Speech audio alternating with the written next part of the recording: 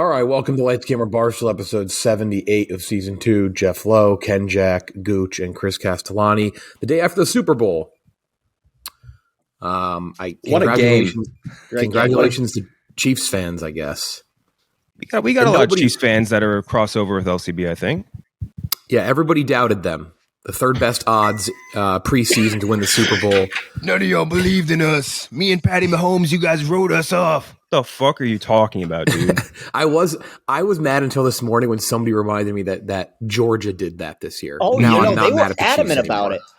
Yeah, dude, why do every single time there's like a really good team? Recently, I think it's more like a last 10 years thing. They feel like they need to be the underdog. And I don't know why. I think they just think it's because it's like a better visual or whatever. If you're a really good team, accept being the evil empire. It is significantly cooler, like Patriots fans do. You know what I mean? Like even the Patriots did it, though. You remember the Super Bowl? They beat the Rams. We're still here. We're still. Yeah, I'm correcting you. I'm correcting you because people actually did doubt them that year. Exactly. Because that was the problem with the Patriots is that nobody let them just beat. They were like, you'd have Trent Dilfer would come on. They'd be like, they're dead. They lost week 1 to the Chiefs, and people were like, they're fucking dead. Yeah. What are you talking about? I'll give you that one. We as a society fueled the Patriots to keep winning Super Bowls. Nobody fueled the Chiefs. Nobody did. None. If anything, last week people were talking about how the NFL has rigged it for them. Exactly. And last night. Yeah. They did rig it. The Bengals should have. But I got to put my foot down here. As the only former football player on here, the underdog shit works. It really does. Like there's a reason Bill Belichick and like Nick Saban like are so good at like doing that because it fucking works. Like I don't know how the more amazing thing is that these coaches can actually convince these players, especially in college, where George is blowing out like the number 7 ranked team by 40 points. And they're like, oh yeah, everyone's still saying that you guys stink. It's like, how are you convincing these grown adults that no one believes in them? It's unreal. It's like, hey, I know our quarterback just won MVP and had the best statistical season of his life after losing one of the best wide receivers in the NFL, but people don't believe in us. You know what I mean? No one gives the Chiefs a chance. I know won Super Bowl 2 years ago too, but still. Next year's comeback player of the year, Patrick Mahomes. Can't wait. Exactly. I will say I do like Chiefs fans. Chiefs have some of the coolest celebrity fans. So they do, whatever. By far.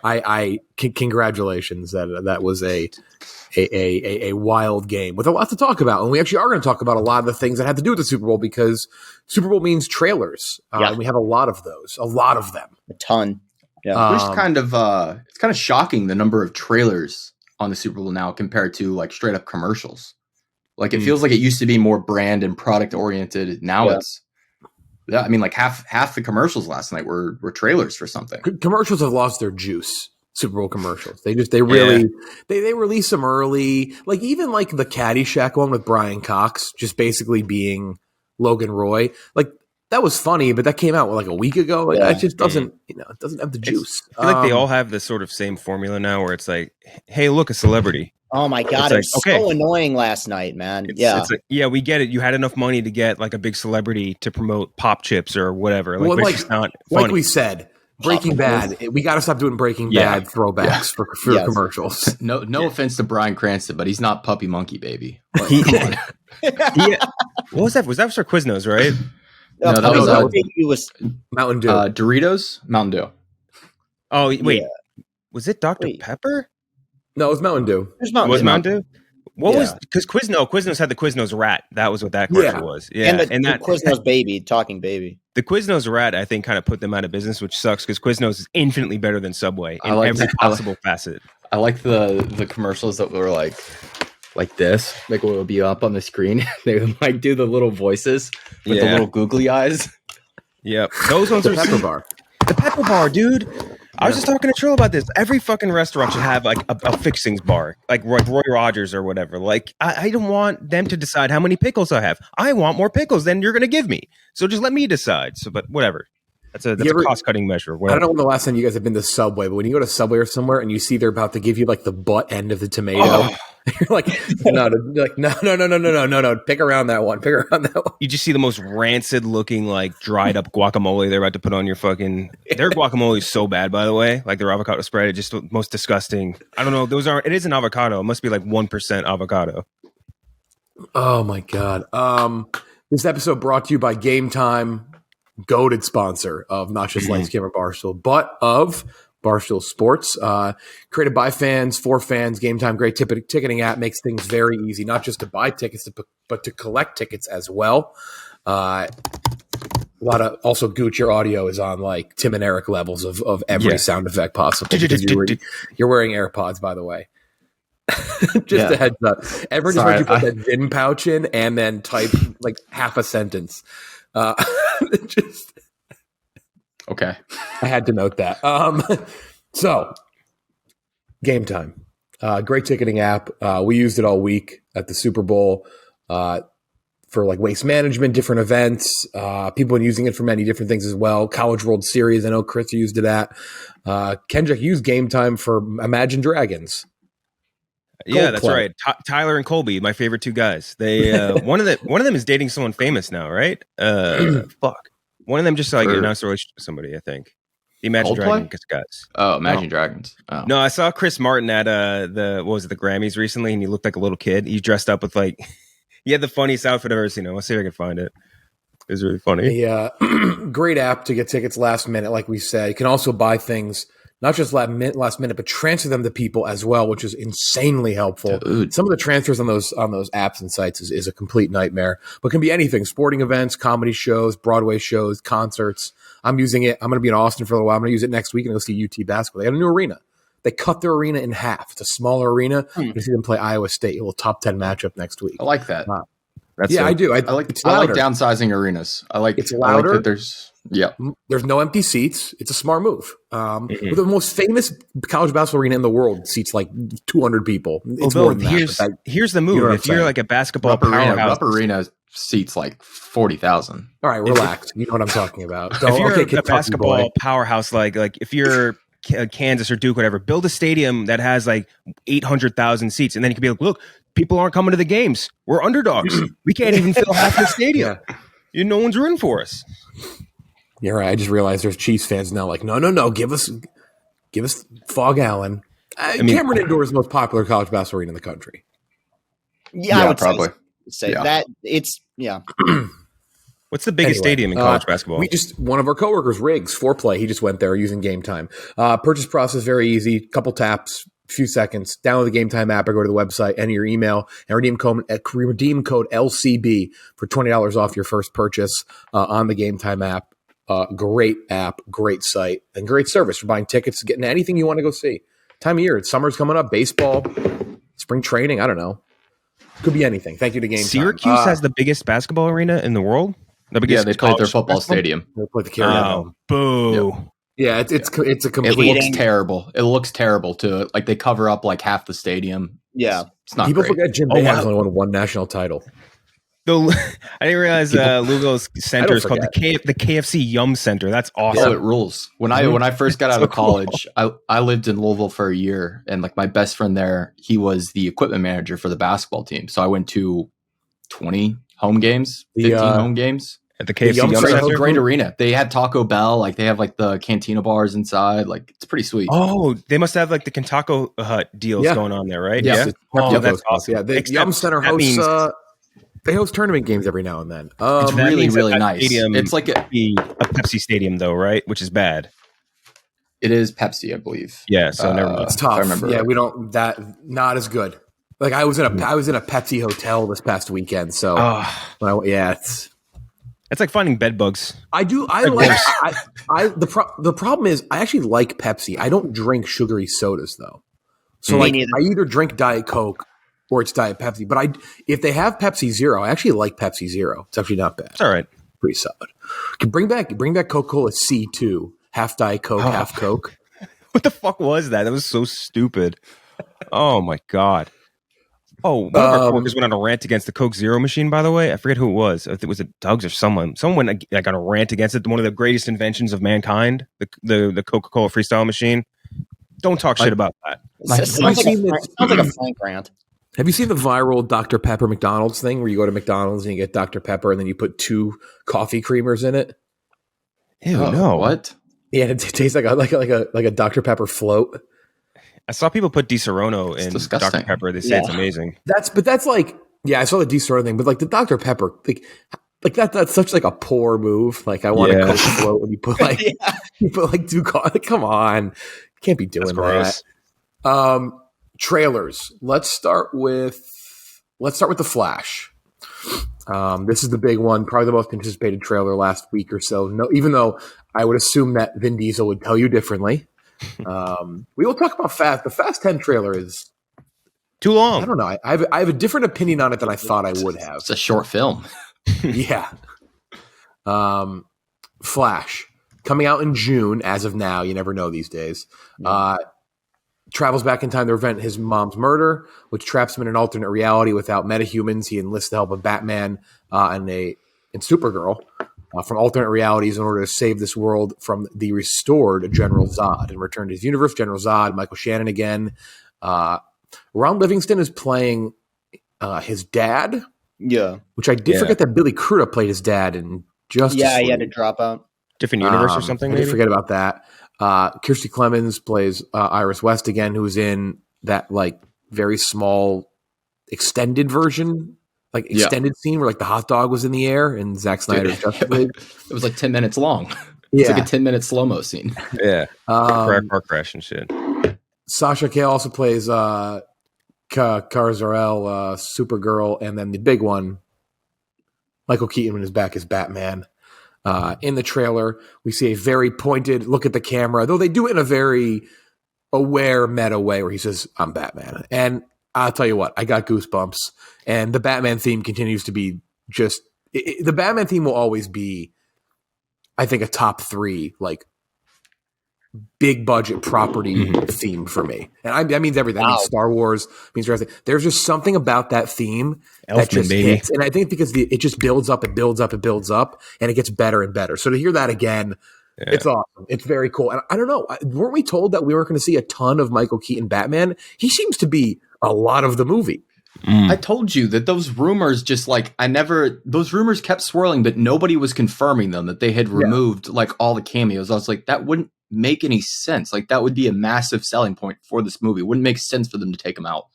So I'm happy. I hope this isn't like one of those bait and switch situations where they show these cameos and then that's actually all there was.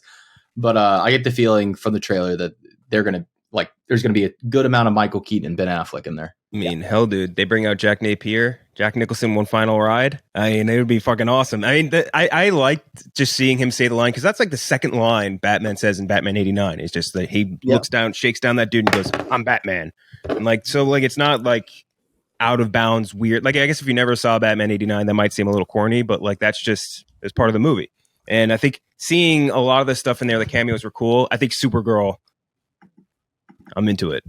You're okay. I was into it. There's something about like that short hair. I don't know, man. What's her name in Kara-El or something in Superman canon? I forget, something like that. But I don't know. I'm excited to see her kick some ass and seeing even Michael Shannon back because like General Zod, like whatever you want to say about any of the DCU stuff, I think General Zod, Michael Shannon's performance as him was fucking awesome, and especially like that one little. We talked about this recently. I think the monologue he has where he's like, I have to protect Krypton. You took that from me. Like that scene is so fucking good, and I'm just excited to see him get back in that role. I'm really pumped for this movie. Yeah, the Flash No Way Home looks pretty good. I'll be real. This does look really good, and I think one of the big reasons why, and we've discussed it a little bit.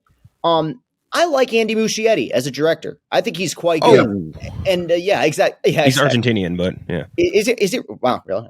And I would not have guessed that, but it's ambitious as fuck. I mean, wow. I think there's a potential here that this could suffer from, too much going on syndrome. Cause there's a lot of balls that are being juggled. I mean, I don't have, like, I'm going to be coming in hot today. Cause I had a lot, between the commercials and the trailers, I had are just reaffirmation that art is dead. But I am, as a massive Batman fan, I don't like either of the Keaton movies. So, what? You're a Nolan Batman fan. Let's establish I'm an actual Batman fan, meaning that I like interpretations of Batman that don't include him killing, no reason why he does what he does. Bruce Wayne, who's not a bumbling idiot. But you're a Nolan guy. You're like, that's your Batman. I prefer the more grounded, realistic Batman. I think, and Michael Keaton is great as Batman. I think that what Tim Burton did with those movies, he fucking mutilated the character. But that's beside type of way. He did. I like them, but there is no denying that Batman killed. He even said he didn't. He said himself, "I've never read a comic book." Like when making those movies. All right, and yet he made one of the best Batman movies. Which sometimes it just works out that way. I'd also argue though nobody's gotten Gotham the way he did. Like he nailed Gotham. That Gotham. Right, well, that's what Tim Burton is at his worst. Is it's just style over substance. It's just Gotham looks great. I don't care about anything that's going on, but that's the point. Looks good. Ezra Miller, somewhat distracting, just based on seeing him in. Long greasy hair Barry bothers me. There's like 5 Ezra Millers in this, so you got to really, if your tolerance is low, it's going to be tough for the movie for you. Watching this trailer, you completely understand why they're not giving up on Ezra Miller because he plays 3 different roles. They weren't going to cut his scenes because he is the fucking vital main character in this. I hope it's good, man.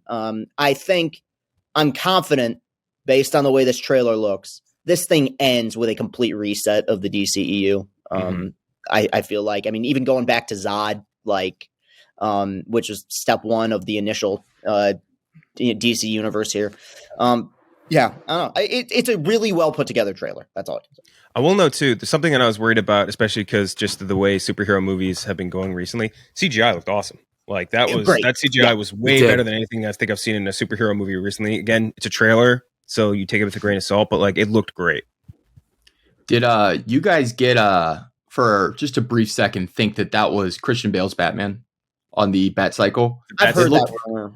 It looked very much like Nolan's Bat Cycle versus the Ben Affleck, one of his gadgets, which I'm not putting that out of the realm of possibilities at this point. Yeah. I don't think you can. I don't think you can because I just think there's too many. If they're breaking open the multiverse, we're going to see other shit. Yeah. Yeah. Please don't bring him back. Really? I wouldn't hate it. No, I would love it. I think if you're gonna sell out, you have to full sell. That's the thing. You can't. Okay. Yes. I think if you have to do it, it feels. If you have to do it, it feels cheap. I think bringing Keaton back is enough to me. I would agree. I would agree. What I love about and it's a personal thing. What I love about the Nolan movies is that I think they've aged really well because they are untouched. They are so disconnected from everything else. The idea of would Christian Bale's Batman fit in a multiverse? Really? All right. I don't know. It would scream of desperation to me. Would Keaton's though? Keaton's doesn't really make sense, but I've got trust that they'll find a way to make it work at least it looks like they're trying to. If the Joker can give news people makeup that turns them sick, I think he could probably fit into a multiverse. There's a half man, half penguin in the second movie. So I think Gooch has a good point though, because that Keaton Batman, that whole Batman universe is very campy and over the top, and it's not really what the DCEU is kind of like. So that is kind of if that can happen, then why wouldn't Nolan happen? Because that Batman, I'm curious how much of Gotham we see. Yeah, and that Batman, I would say the Nolan Batman is closer to DCEU than the Tim Burton Batman is, just as far as general vibe. We're also leaving out the fact that he stopped being Batman at the end of the third movie. They'd have to explain that. Yeah, it could be he inserted a different point of it or something. It's all Flashpoint. Oh, I forgot Keaton had a 5-second bit at the end of Morbius until just now when I was trying to think of other superhero stuff. Something to do with Spider-Man, I think. Yeah, Spider-Man. You want to help me kill Spider-Man? The Living Vampire. That was a good time waiting the build up for that movie. Yeah. The second trailer we're going to talk about is Fast 10. A very long, one of the longest trailers in the history of trailers. 4 minutes. It was over 3 minutes and 30 seconds long, I do believe.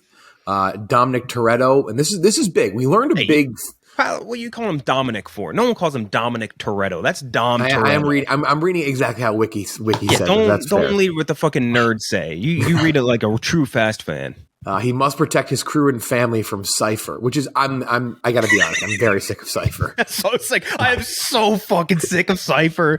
They thought that was going to be such a cool character, and it's not enough Cypher. Which is a bummer because morning, sunshine. What they're doing with the villain here is awesome. I think I actually really do like it, and I like the reveal of who Momoa is, who now joins forces with Dante, the son of drug kingpin Hernan Reyes, seeking revenge for his father's death during the events of Fast Five. I know everybody remembers Hernan Reyes, and if you don't, which is probably most of you, it's the safe. It's the safe. Fast Five is awesome.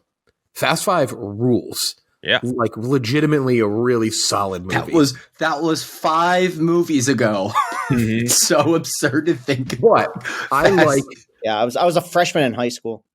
Now I'm going to contradict myself a little. I'm not going to contradict myself, but the idea of this is going to be contradicted very briefly. I like that Jason Momoa is not in here as some big new bad guy that comes out of nowhere. I appreciate they show a couple scenes from the Fast Five vault heist, and he was standing behind the vault, he was behind the safe, which I love. But I appreciate that they're kind of going back a little bit to some roots, right? Like they race in this movie, like they're like I like that they're going to dial it, maybe not dial it back, but they're going to maybe go back a little towards center of what we know from the early beginnings of this movie, of this franchise. So that is who Momoa's character is. I like that it's not just some random big bad. This is basically a part 2. It's a part 1, part 2. Yeah. It's a 2-parter, excuse me. So while I think that's cool, and the trailer was fun, and it's ridiculous, and again, I love Momoa's villain being connected to Fast Five. Apparently this week, Vin Diesel was talking about who he wants the new villain to be in the next one. Yeah. How did I know this already? How is this not determined? That's almost Isn't this spoiling basically that. a part 1, part 2? That's almost spoiling too that obviously Dante's not going to make it into the next one. Right. They're introducing this new villain, and now he's like, I want Robert Downey Jr. to play like a smart car guy. That's basically what he said. He wants Robert Downey Jr. to play like basically like Elon Musk. I think I walked away from this trailer with 2 things, and the first is that I don't think Momoa is a particularly convincing villain, just because he's such a nice dude. Like every single clip you see of Momoa in real life, he's just like saving animals out in Hawaii, doing fun stuff, and he usually plays like a relatively good guy, even if you look at like a Khal Drogo who's supposed to be scary. It's like you're rooting for him for most of the movie, for most of the Game of Thrones. So I don't know how much I buy him as a villain. And also, Brie Larson, what are we doing? What are we doing, Brie Larson? You do not need to be in any more franchise movies. They give a great paycheck. Go do stuff like Short Term 12 and Room Again. You do not need to be doing any more of these mercenary girl boss roles in fucking franchise movies. Be done with them. Go be a good actress again. She is very close to where the general public has completely forgotten that at one point she was a very respected and highly touted actress. Elite. Oscar Academy Award-winning actress. That window was very small, though. She went from 21 Jump Street to Academy Award in a small window, and now she's franchise actress. No, she went from The League to The League. That's right. It was Rafi's girlfriend or whatever, or somebody's the au pair. Yes, the au pair. Yes, that's right. But I don't know. I like this trailer. I think overall, though, I got to be honest. This got me. If I'm comparing this to the previous one, I'm looking forward to this more than I am. The previous one was just. I was like, dude, come on. Rockets, the cars in space. I think it's a little more closer to center, and it they're gonna race and they're gonna do things that all right, that's closer to the movies that I liked in this franchise. I don't know. I appreciated that more. I expected to hate this. I don't hate it. We used to race for respect. Now I'm racing to prevent a blood war. They also had Momoa do the thing that he did in Brazil, where he goes back and all the guys with guns come in. They just rewrote a line from Mission Impossible. Sean Harris is the never accept death when suffering is owed. That's just rewriting Sean Harris dialogue from Mission Impossible. Wait, what is it? Yes, before peace without first suffering. Suffering. Yeah. Yes. Yeah. We've watched these movies too many times. Chris is going to watch all of them, by the way. Chris has committed. Chris will be watching all of the Fast movies and all of the Mission Impossible movies. Oh my God. Yeah, I haven't seen it. Mission Impossible is easy. You could get through Mission Impossible in a day. I bet I'll enjoy it. The reason and Fast is tough. Yeah, Mission Impossible movies I've just missed out on. Like, there's no active, like, oh, I don't want to see these. The Fast movies, it's every person I know comes out of those movies. I don't like the whole, well, it's good in spite of itself thing. Like, oh, it was a big, dumb, stupid pile of shit, but I liked it. Like, no. There's a couple really good ones, though. Like, there are a couple. Everyone says Fast 5 is good, and everyone says 7 is good. Yeah, but there are a few that you're going to be like, Jesus, dude. Yeah. You know what's really funny too, Chris, is I was going to make the comparison of this trailer. I said it feels very Bollywood, like, you know, like the big budget Bollywood films, like the action scenes you'll sometimes see from them where like they'll be like 5 guys and they'll like grab each other and they'll roll up into a ball and jump into a catapult and like get thrown across like a building. Like that kind of absurd over the top action felt very Bollywood to me. So like, it wouldn't surprise me if Furious 11 is in RRR Fast and Furious crossover. Dude, a Dom Toretto in Numbies. Dom Toretto in like a Fast Family like dance sequence would be so funny. I mean, the concept of Vin Diesel trying to dance is just hysterical. I need to see that. Also, you know what's a big takeaway here? Huge takeaway. What a fat fucking L for The Rock not being in this, by the way. Yeah. Like oh yeah. What an absolute L that, you know, we joked about it. We made fun of Vin Diesel's post. We made fun of Tyrese Gibson's post. Hindsight, I'll eat crow on that. This maybe it's because Black Adam was such a dud. Yeah. But like what a big L taken by The Rock not being in this. You see, he thought Black Adam was going to just take him from the number one star in the world to like this elite, like this mecca of just greatness, and it just flopped harder than hell. You know what though? If it's true that they haven't shot 11 yet, like, and they're still looking for the villain, it wouldn't surprise me if he came back. I don't know though. I know he hates Vin Diesel and like he's number one lawman. He's playing hard to get, but like Black Adam just bombed. His schedule opened up probably a little bit. It wouldn't surprise me. I want Hobbs and Shaw too. I like the Hobbs and Shaw. But I'm with you, Chris. Trust me, because like while I'm watching the trailer, I'm thinking this. I'm like, God, what if he came back? But then it ends, and I'm like, it was so ugly, it was so bad that I just don't know. It's like his only successful franchise he's really been a part of, right? Like, Mummy doesn't count because Mummy doesn't really count. He jumped on board that one. Like Jumanji, not really, because Jumanji's pretty successful.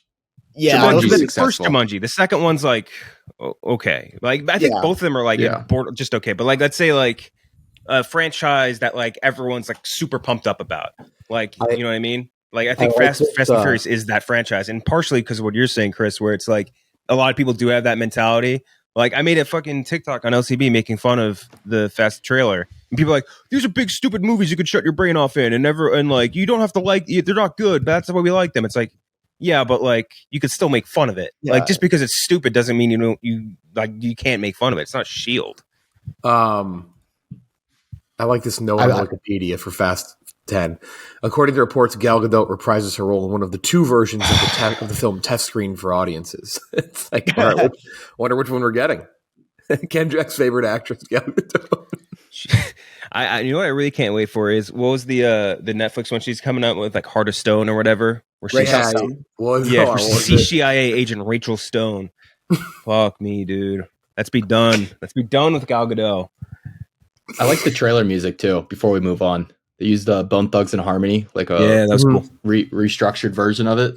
Love that. It will do wonders for this franchise to go back to its roots. And I know it's been said too. So it's not like we're only just noticing this, but like it will do a lot of good for them because I think there's still an odd amount of goodwill for this franchise. And I'm watching the trailer and I'm expecting something dumb. And the second I see them line up in a street race, I go, all right. Like, okay. Yeah. Like, all right, you got 11, me a little bit here. He's like, hey, Dom, like no one's trying to buy these like Panasonic DVD TV player combinations that we just stole and hijacked. VHS collection, especially if you're a red letter media, VHS collecting is on the up and up again. I am making I already started. My collection's grown. That's true. Yeah. What am I talking about? I sit next to you and you have I'm just saying. You know what's going to be awesome is like 20 years from now, like Vin Diesel, like this character Dom is going to get like the Logan treatment and get like I want like a nice gritty down to earth send off for him where he just goes back, he builds a muscle car, like he's working in a mechanic shop, like it's in the desert. No one's seen him in years. Yeah, no one's seen him in years. The title of it's just going to be Dom. Yes. Family. I do like Family. the villain of Fast 11 is just like a VHS and Funko Pop collector. Just some guy just like in his man cave. Yeah. It's I could see a good Robert collector? Downey Jr. as a Funko Pop collector. That would It's be a good fucking, role like, for him. Gary V is the main villain for the next one. He Like you see ripped from off the my first grandma. movie. He ripped off Grandma Toretto at a garage sale and broadcasted it on Facebook Live. One of the VHSs falls out the back of the truck from the first movie, but it really goes into the villain's car, and it's like Back to the Future. That's how it all started. Time travel has got to happen. Oh yeah, It's not this one. I don't think it's happening in this one just based on the trailer, but it's coming at some point. But Oh, yeah. it'll be something just really gross and tasteless, like bringing back and CG Walker. Just like it'll be something. That was my yeah. guess. So, oh yeah. Oh my I'm God. even surprised. Like they had the scene in the trailer where Shaw and what's his name Sung King Ho. and Han they like reunite and they're like hey, what's up? He's like, you ready for this? Yeah. It's like, dude, he tried to kill you. Like not Yeah. that far removed from this point in time. Yeah. Like, you guys should not be friends. And then Fucking the last, Rita Moreno's in this movie. Yeah. We didn't I touch know. on that at all, but like, yeah. Wait, was she in Open the last trailer. one though? the Was she? cast list is hilarious. It's like Rita Moreno, Helen Mirren. Oh, Thad Castle's in this one too, which is kind of But cool. Was she in Alan it? Was she Richardson? in the last one? Rita Jack Moreno. Reacher. I don't know. Helen was, but Her title isn't even like whatever Toretto's mom's name is. It's just Abuela Toretto. Like, Abuela. they couldn't even, yeah, that's what I said. Abuela Toretto. They couldn't even give her like an actual first name. Oh no, she wasn't in it.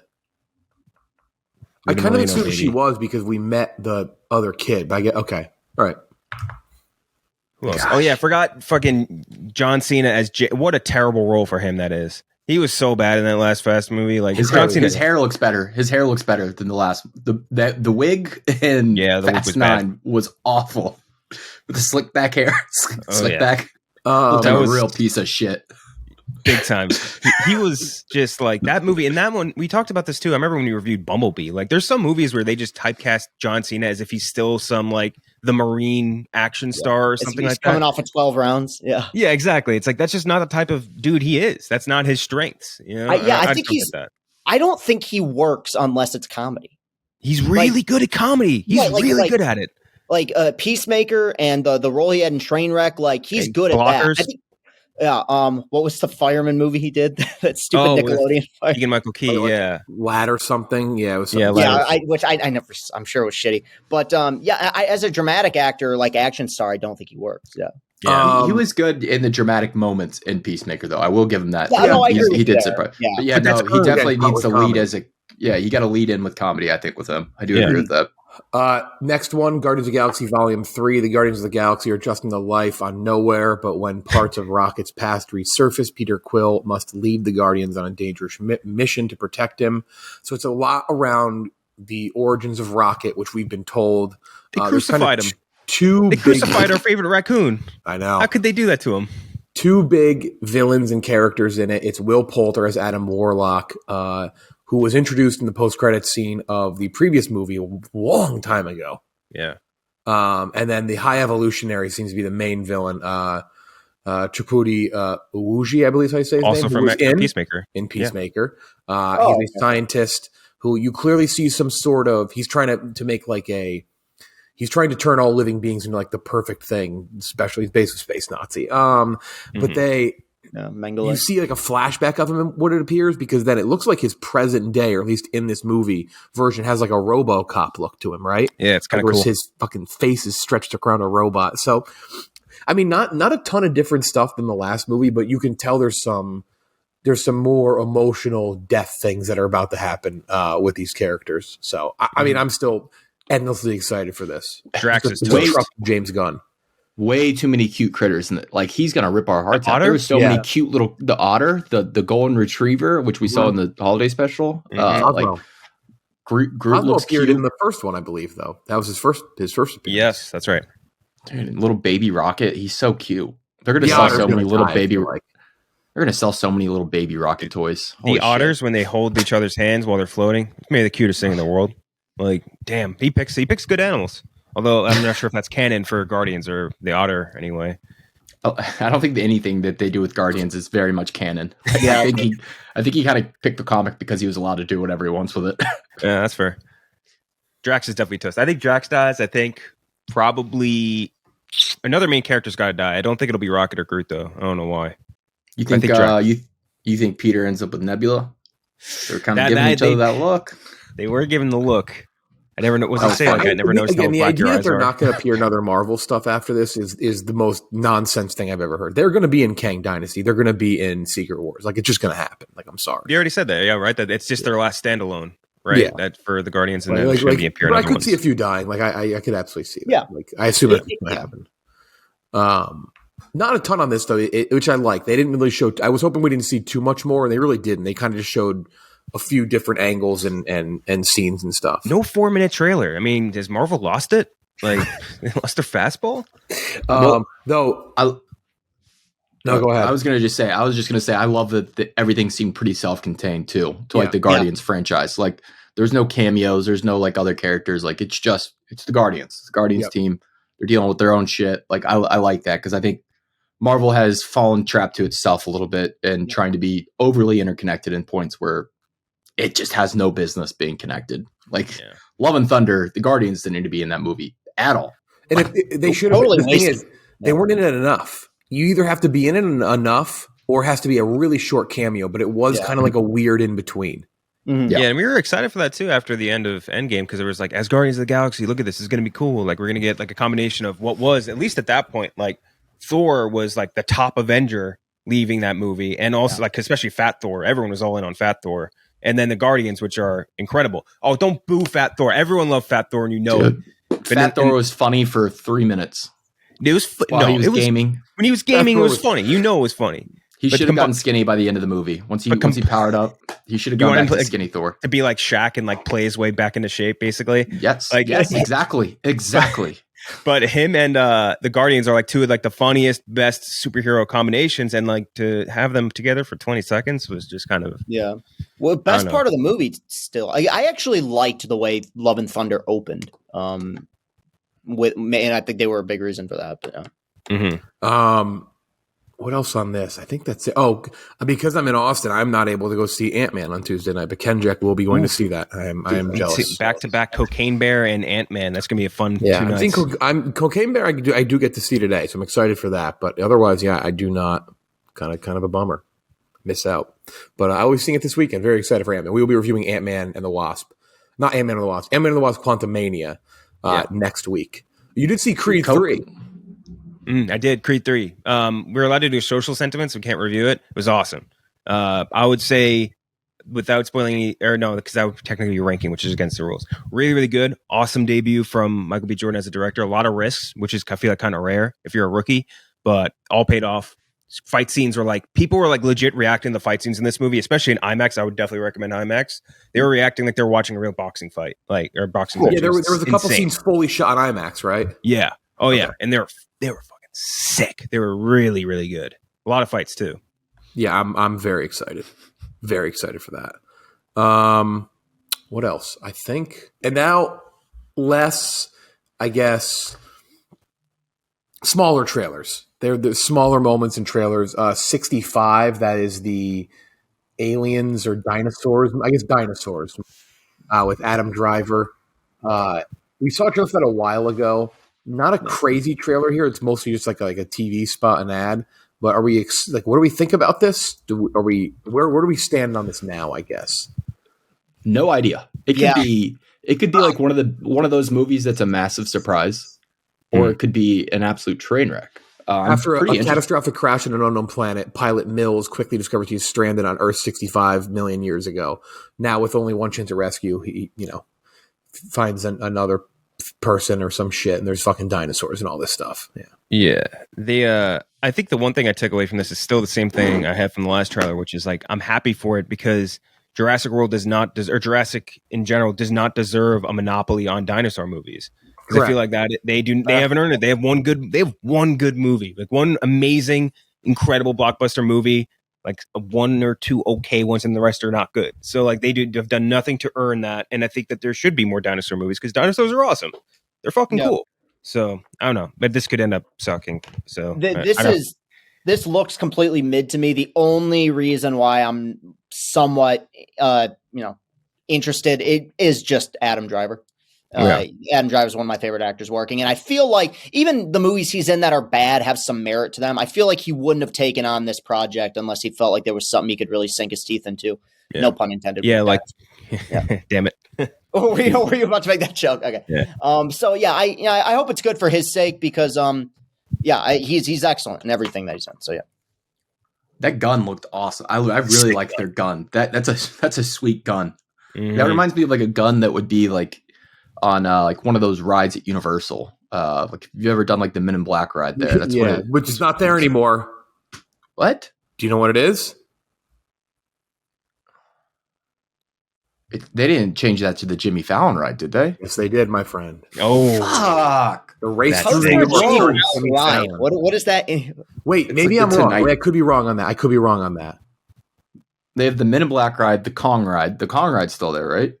No, Jimmy Fallon replaced Twister, which is even more criminal. What was that one like? I don't remember that one. You just went through. That's an older one. That was one that had like Jaws, and back then they went through. You basically went through like Twister, like everything moved around and shit. And it was very cool. Yeah. Men in Black Alien Attack was replaced. I don't know what was replaced by. Is that still open? The ride rules. I hope so. It seems to still be open. That's surprising. Okay, that one replaced Back to the Future, which again, it's another disappointing thing. When I was like 4 or 5 years old, my family took me and my brother to Universal to go see Men in Black Alien Attack. And it was right after, it was a few years after the first Men in Black had come out. And the line was, completely out. It was hundreds of people just waiting in line for this thing for probably about an hour and a half. And then some foreign guy came out of the exhibit and said, "You're waiting for nothing. This line isn't running. Come back later." And then we just left. And that was it. Never got a chance to see it. What an experience. To this day. Yeah. It'd be kind of cool if they could just tape it and like let people experience the ride without having to go to Universal, although that would be one of the most anti-profitable. There are some rides that are like that. Like you can watch the Terminator ride is like available online. Yeah. See, like I would love to do that. Like I would love to see like what some of the rides in like Disney World and Universal are like, but like at the same time, I don't want to go to a theme park and wait in line for 50 hours to do any of these things. I just kind of want to see what's the experience. I think Ride of the Banshee is on YouTube. I could be wrong on that. Jeff would probably know. That's how Avatar about to experience Disney, by the way, in one of the most unbelievable ways possible. Yes, that's true. But as a full VIP tour when we go to Star Wars in March. I'm gonna have my you're going to wait for essentially nothing. Who's going on that trip, by the way? Me, Ken, Jack, Clem, and Robbie, and I've Dave. We were gonna wear Jedi robes, and Dave is like, "That's not acceptable." Like, like we need to go full fucking cosplay.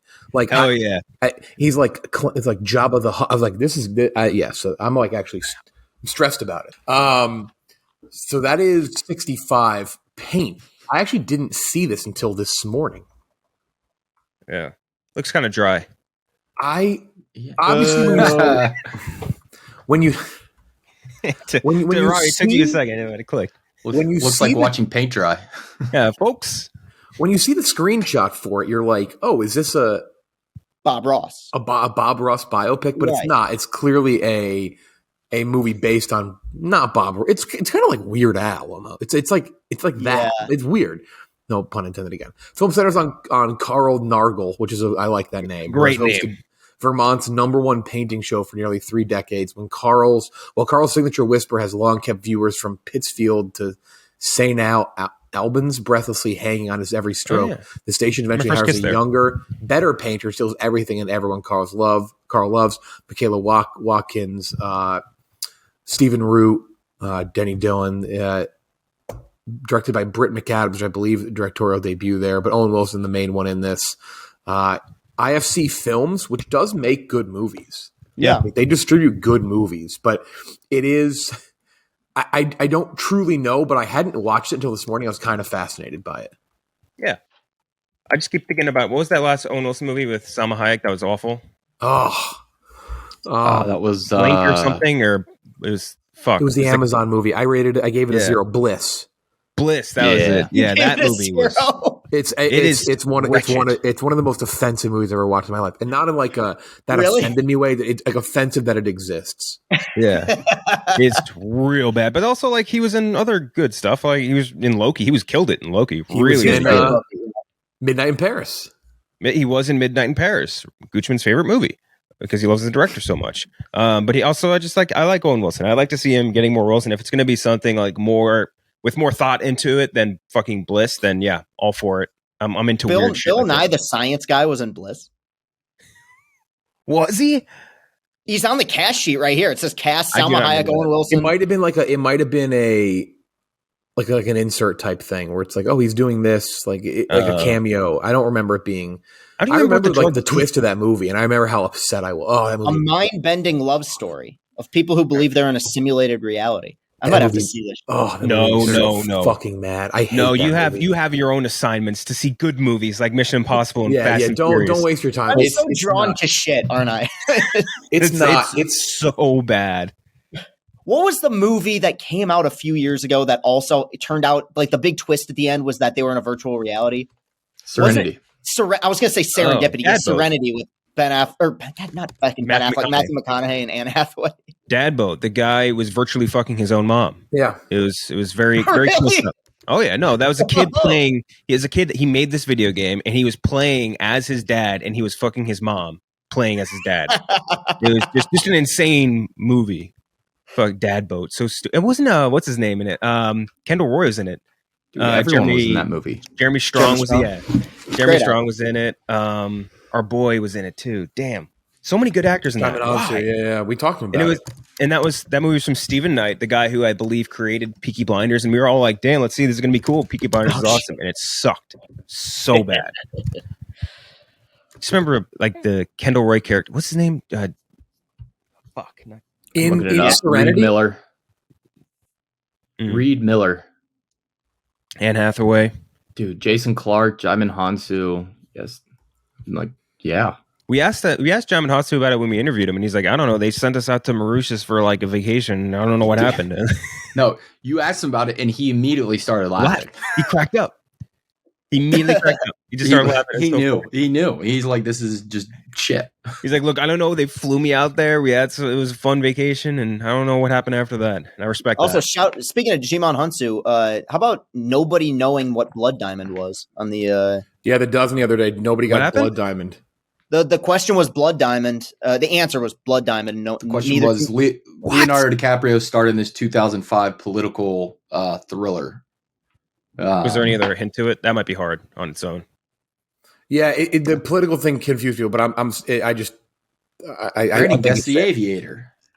I might have guessed. What was the one he did with Russell Crowe or Body of Lies? I think. I might have guessed that. Yeah, Ridley Scott movie. Yeah, just based on political. Yeah, Ken Jack was almost called as a phone a friend. Them calling nobody. They kind of bricked it. It didn't matter in the end. But I've been called for movies one time. Hubs called me. But you've been called before. Nick, our good friend of the show, Nick Terani, is the most. I think either the most or top 3 most accurate question answer on the show. He's never been called, not one time. That's bizarre. That's crazy. Yeah, I guess because he doesn't have like a That's what he said. But we're going to be looking into that. He's looking into that for a future mini video. Well, what people don't know, what the listeners and watchers don't know is that off screen, Nick is an absolute prick and big asshole. Just a horrible guy to be around. Unfunny. He's got a work phone. He turns it off at 3:00. No one actually has his personal number, so it's tough to get a hold of him. He treats his assistant like shit, dude. Yeah. It's so mean. Have you seen that Cage? I can't even pretend to be mean to Nick. It makes me feel weird. Dude, I love him so much. He hasn't talked to KB in 3 years. Yeah, they have to record anus. They're like Mike and Mike. Yeah, they're like. I was about to say Opie and Anthony. But they green screen KB into the room. Yeah. Quigs is unbelievable. Great editing. The last trailer that's worth talking about in full. We'll do a quick hit if anyone's anything on the blockbuster movies, but Air. The Nike movie It is about Sonny Vaccaro, a shoe salesman at Nike, who signs Michael Jordan to a deal to wear their shoes. That Barry's kind of the big lead here. Ben Affleck directing, Matt Damon in the lead role as Sonny Vaccaro. Ben Affleck plays Phil Knight, Jason Bateman, Chris Messina, Marlon Wayans, Chris Tucker, Viola Davis. There are a ton of people in this movie, and I'm very excited for this. Me too. Affleck has had misses for sure, but for the most part, he does not. He's typically pretty good with these big. Yeah, Live by Night is bad. Live by Night was bad. But okay, but his first three were they're amazing. I miss Gone Baby Gone, amazing. Town, amazing. Argo, amazing. But he can miss is more the point. Yeah, he's capable of missing. I guess that's the better point. Okay. Yeah. With that said, though, for the most part, when he gets behind the camera, when he gets behind a project, like it is something worth noting. And I'll tell you what. I love that there's no Michael Jordan in this movie. Yes. Like, I love that it's just his parents. Like there's just something about that is it's dumb, but it makes me trust this movie. Like it makes me trust that they're looking at one of the most major, important number one event in the history of Nike. And I like when they focus on one small event, no Michael Jordan, no distraction. Like I love that. One of the biggest moments in like sports marketing history, just in general. Like, and I agree with that because it turns it from being like a kind of cool, interesting story about like the back end of all this, which is what we are more, I guess, curious about as casual fans of it. But like, and from being like sort of like, hey, look, it's Michael Jordan. It's basically a Super Bowl commercial at that point. You know what I mean? Yeah. It's like, hey, look, here's the dude. But like, I'd prefer to see the more nitty gritty stuff of this on the back end because I only know, at least I can't speak for you guys.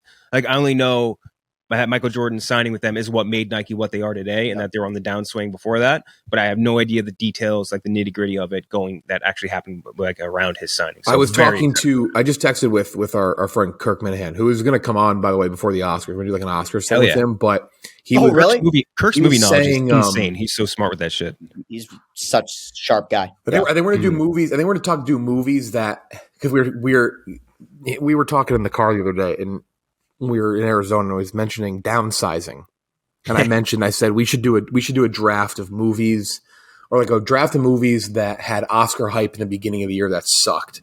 Sun. You have to do some research on that, but it'd be funny. But he was saying too, is like we're just talking about Air and he said like it's a great example of that is if they'd cast Nixon in All the President's Men, like that takes away so much from that movie. Like it's one of those things where the more you don't Holy shit, I was about to say that exact same thing. Oh my God. That's as good of an example as like that's as good an example as it gets. Like if you show these types of characters, it really pulls you out of it. And it can't be easy. Like it can't be easy to get the rights to do a movie about like Michael Jordan and Nike and not put Michael Jordan in it.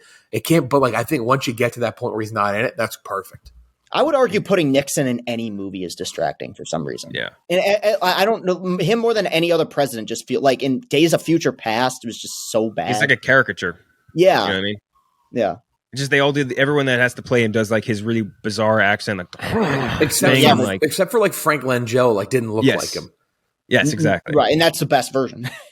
Wait, who was he? He was in Watchmen, right? They had someone play Nixon in Watchmen. That one I remember kind of enjoying. Watchmen is one of the worst political cameos like ever. They have fucking Kissinger in it too, and hell yeah, Henry Kissinger. How is that dude still alive? Like Henry Kissinger was old during Vietnam. How the fuck is he still alive? that is crazy. It's all the child blood. Who is he friends with? Henry Kissinger. I don't want to see Patrick Mahomes get hurt. You don't want to root for injuries. Why are we hearing? And I said Smitty. And who's playing? He's a Nixon guy. Smitty is a Nixon guy. Somebody watching a clip of Smitty? Chris, were you watching a clip of Smitty? Oh shit! I forgot to mute my mic for a second. I was seeing I'm like, oh, Smitty, you're talking shit. I'm sorry, guys. I was trying to see what he was complaining about on Pick Central. Is Henry Kissinger friends with? He's friends with a lot of people, bad people. Someone really, for the most part, something really stupid. Oh yeah, Elizabeth Holmes. That makes perfect sense. He invested in Theranos. Yeah, he's big into Theranos. Yeah, that's right. Yeah. All right, quick hits, and then we're going to talk about The Last of Us, and then we're going to do a draft. One thing on air. I do want to say high hopes for it because it's not a sports movie with sports. It is a sports movie focused on something. That is my biggest pet peeve is when these movies, because it just never looks right. It almost never looks right. Shoehorn it in. Yeah, like the gameplay, like you're not going to be able to recreate like Michael Jordan. Don't even try. Yeah. So Good point. no, the behind the business stuff, always the right move in my opinion. All right. Yeah. If you have anything to say about these movies, speak. Transformers: Rise of the Beasts, Indiana Jones and the Dial of Destiny, Luther, and then Jack, I know you will on this one. Dungeons and Dragons: Honor Among Thieves. They had big game spots. I don't have much to say on them. We didn't see too much. I'm a little more excited for Indiana Jones as time goes on. Like I've been excited, but like kind of getting some more energy for that. Folks, Rise of the Beasts. That's what I call it when my wife's alarm goes off. Hey, get no respect. Actually, she got me tungsten cubes for like a tungsten pair of dice for Valentine's Day. They're awesome. They're so cool. They're so heavy. Well, I love tungsten. Said, babe, that's not the tongue I was asking for, babe. Tungsten. Yeah. But yeah, Indiana Jones, I think I agree with you, Jeff. That one is the one I think out of this grouping of four, I'm definitely the most excited for. But also, like the de-aging looked awesome. Did that not look like a very much young Harrison Ford without looking like dog shit? Did they high praise. Did they get the guy from who did the re-edit of Luke? Is that am I making that up in my head? He works on board? He works for ILM now, right? Does he really? Or yes. he got contracted to do. He helped them with the Mandalorian, so or with Boba Fett. Whatever. I know he was used for help. Yeah. Yeah. I guess real quick, Gooch. The only thing I'll say about any of these movies is the only one that gives me some like excitement is Indiana Jones, solely because of James Mangold. He's a beast. He's such a good director. Yeah. The score got me pumped when that score came through. Like that score is just awesome. You know what doesn't that fucking title, Dial of Destiny, that stinks. I'm sorry. I'm not used to that yet. Like The Last Crusade, that's cool. Raiders of the Lost Ark, that's cool. Temple of Doom, that was a cool title. Kingdom of the Crystal Skull, kind of. Maybe I'm looking back on that. Yeah, that's bad. And Dial of Destiny is stinky. That's a stinky title. Maybe. My stock is still very high on that movie. Are you a big dial guy? Do you just love dials? Yeah. Big fan of the brand. That's like Gooch's like number one complaint in every movie. He's like, not enough dials in this. 4 stars. Got to take one off. No dials. What the fuck? They're using clocks? Come on. But my stock is still way high on the stock on Transformers is plummeting for me. Yeah. I think the CGI looks very reminiscent of the old, just the weird Transformer stuff where you don't really see them transform. The old Transformers transformations were sick. I'm talking about the first one was good.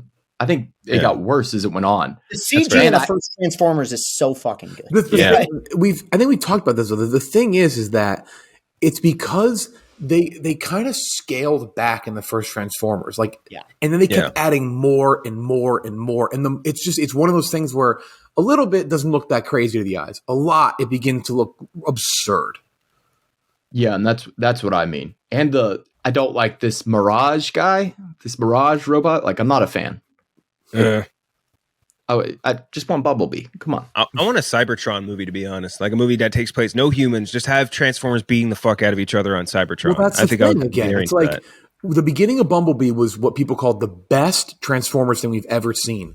If they don't do that, Transformers has cool lore too. Like, do you know the story behind the Metatron and it's a really cool little bit of lore, the little story that they set up, where Optimus was basically the Padawan to Metatron before he turned evil. It's kind of cool, the Cybertron stuff. I wouldn't hate that, but I can't imagine they do a movie without human faces. That would be an entirely CGI movie too. There would not be a practical effect to be found. So it would be a mess maybe, but maybe even just do an animated one. I don't know. Yeah. Do an animated movie. I brought this up before with Jurassic Park. You could do Transformers the way they did those Apes movies. I think those movies really set, and Avatar to a certain extent, have really set the precedent in terms of you don't necessarily need human protagonists in your movie. CG characters can work as your main villains and your main hero. Yeah, that's true. I guess that is it for trailers. This show is sponsored by BetterHelp. When you're at your best, you can do great things, but sometimes life gets you bogged down and you may feel overwhelmed or like you're not showing up the way that you want to. Working with a therapist can help you get closer to the best version of you. because when you feel empowered, you're more prepared to take on everything that life throws at you. We talk about therapy all the time on this podcast, obviously super important. I used BetterHelp over the course of the pandemic when I couldn't get to my regular therapist. It was really helpful, really easy for more reasons than one. If you're thinking of giving therapy a try, BetterHelp is a great option. It's convenient, flexible, affordable, and entirely online. Just fill out a brief questionnaire and get matched up with a licensed therapist and switch therapists at any time for no additional charge. If you want to live a more empowered life, therapy can get you there. Visit betterhelp.com/lights and get 10% off your first month. That's BetterHelp, HELP.com/lights.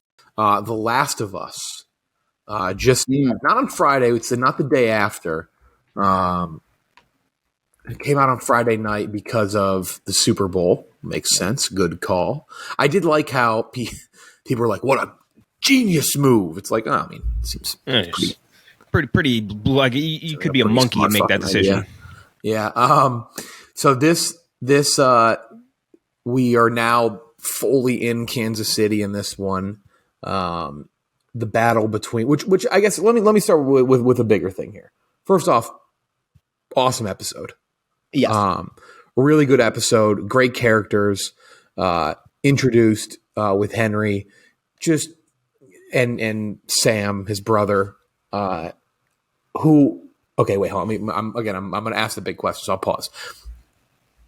There's something about the way this show is written and paced that is so perfect. And it has a patience and it trusts its audience. Again, we talked about this. What was the movie we talked about that respected and trusted its audience? Oh, Megan. Yeah.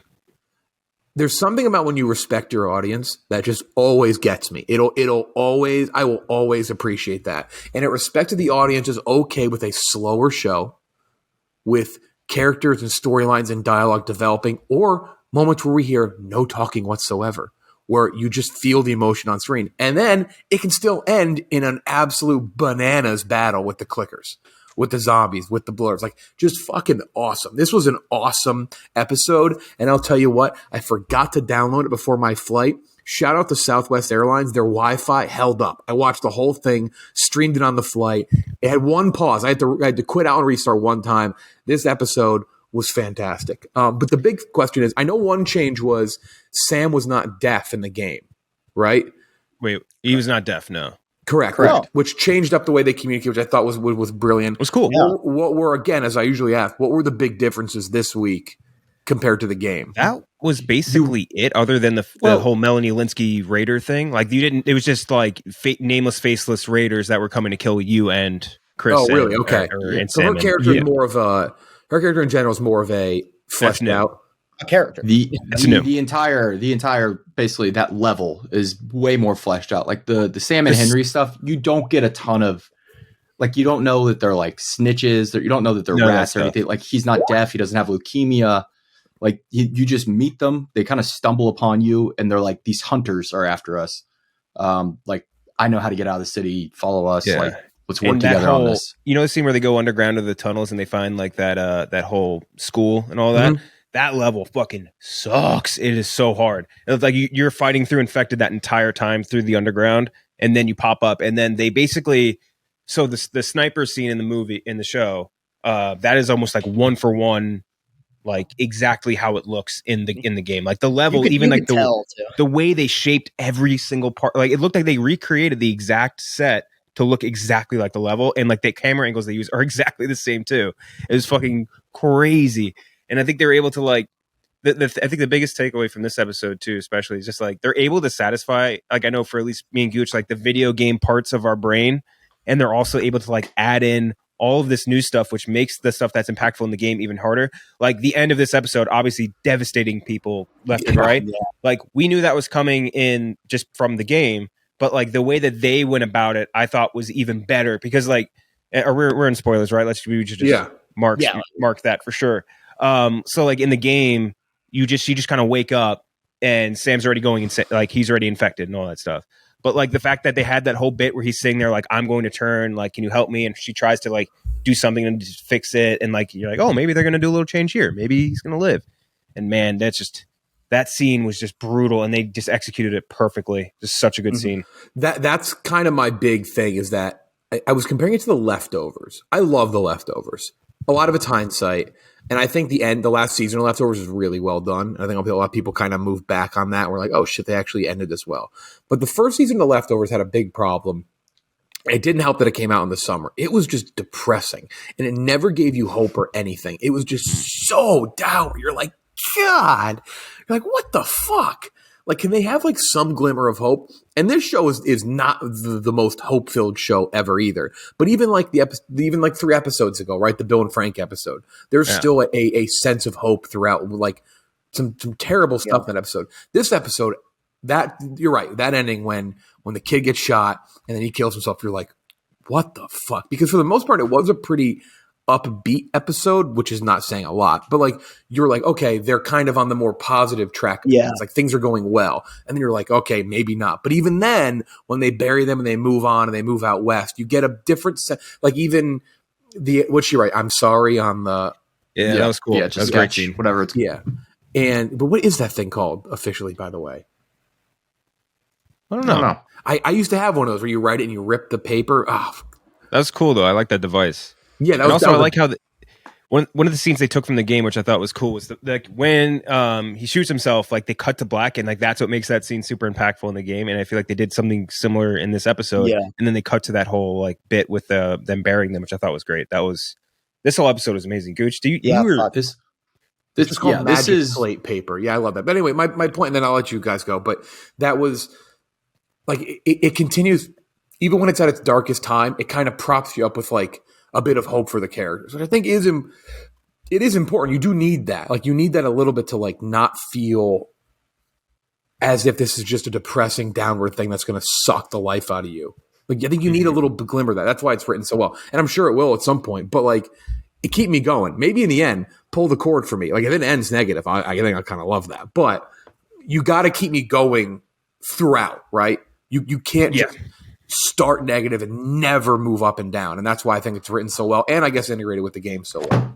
Even like Frank and Bill, they're seeing like it is a romantic scene to it. Like, you know what I mean? Like the actual, like in the meta of it, it's sad, or like the micro of it, it's sad that they die. But like in the meta of it, like that was an insanely like, I don't know, like heartwarming in a way moment, that whole scene. Like it was amazing. So there is that level. It is interesting to me that this is created by the same people that created Chernobyl, because the last time I watched something where I truly didn't know how things were going to end episode to episode was Chernobyl. This is brilliant storytelling, what they're doing right here. This show is fucking amazing. Like I can't, I know, call me cynical all you want. This is one of the best things you're going to see all year. And this was, it was probably my favorite episode personally. I acknowledge episode 3 being like just such an offshoot from what people expected is probably the one that's going to stand out for the rest of the season. Might be mine too, honestly, now the more I think about it.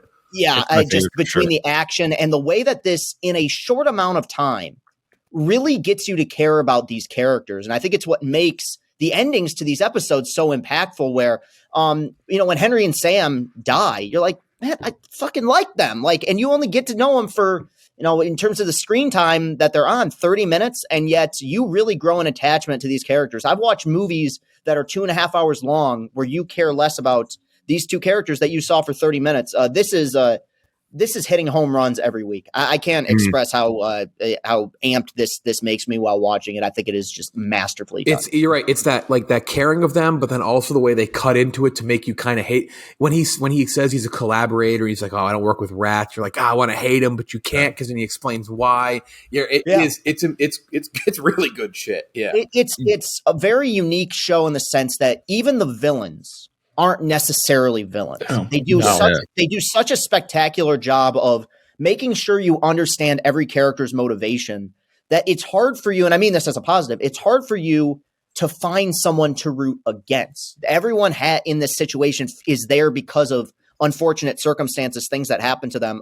It's for a show that is science fiction, that does feature technically zombies, it is remarkably human with its storytelling in terms of these characters, and that's why I love it. Gooch, you know what I loved, and I'm sure you appreciate this too, the bloater doing this move, the head rip. Yeah. When you get killed by that thing in the game, that's exactly the move he does to you. He like grabs you with one hand here, and just like rips your fucking head off. Disgusting. I take it the bloater in the game is like the boss.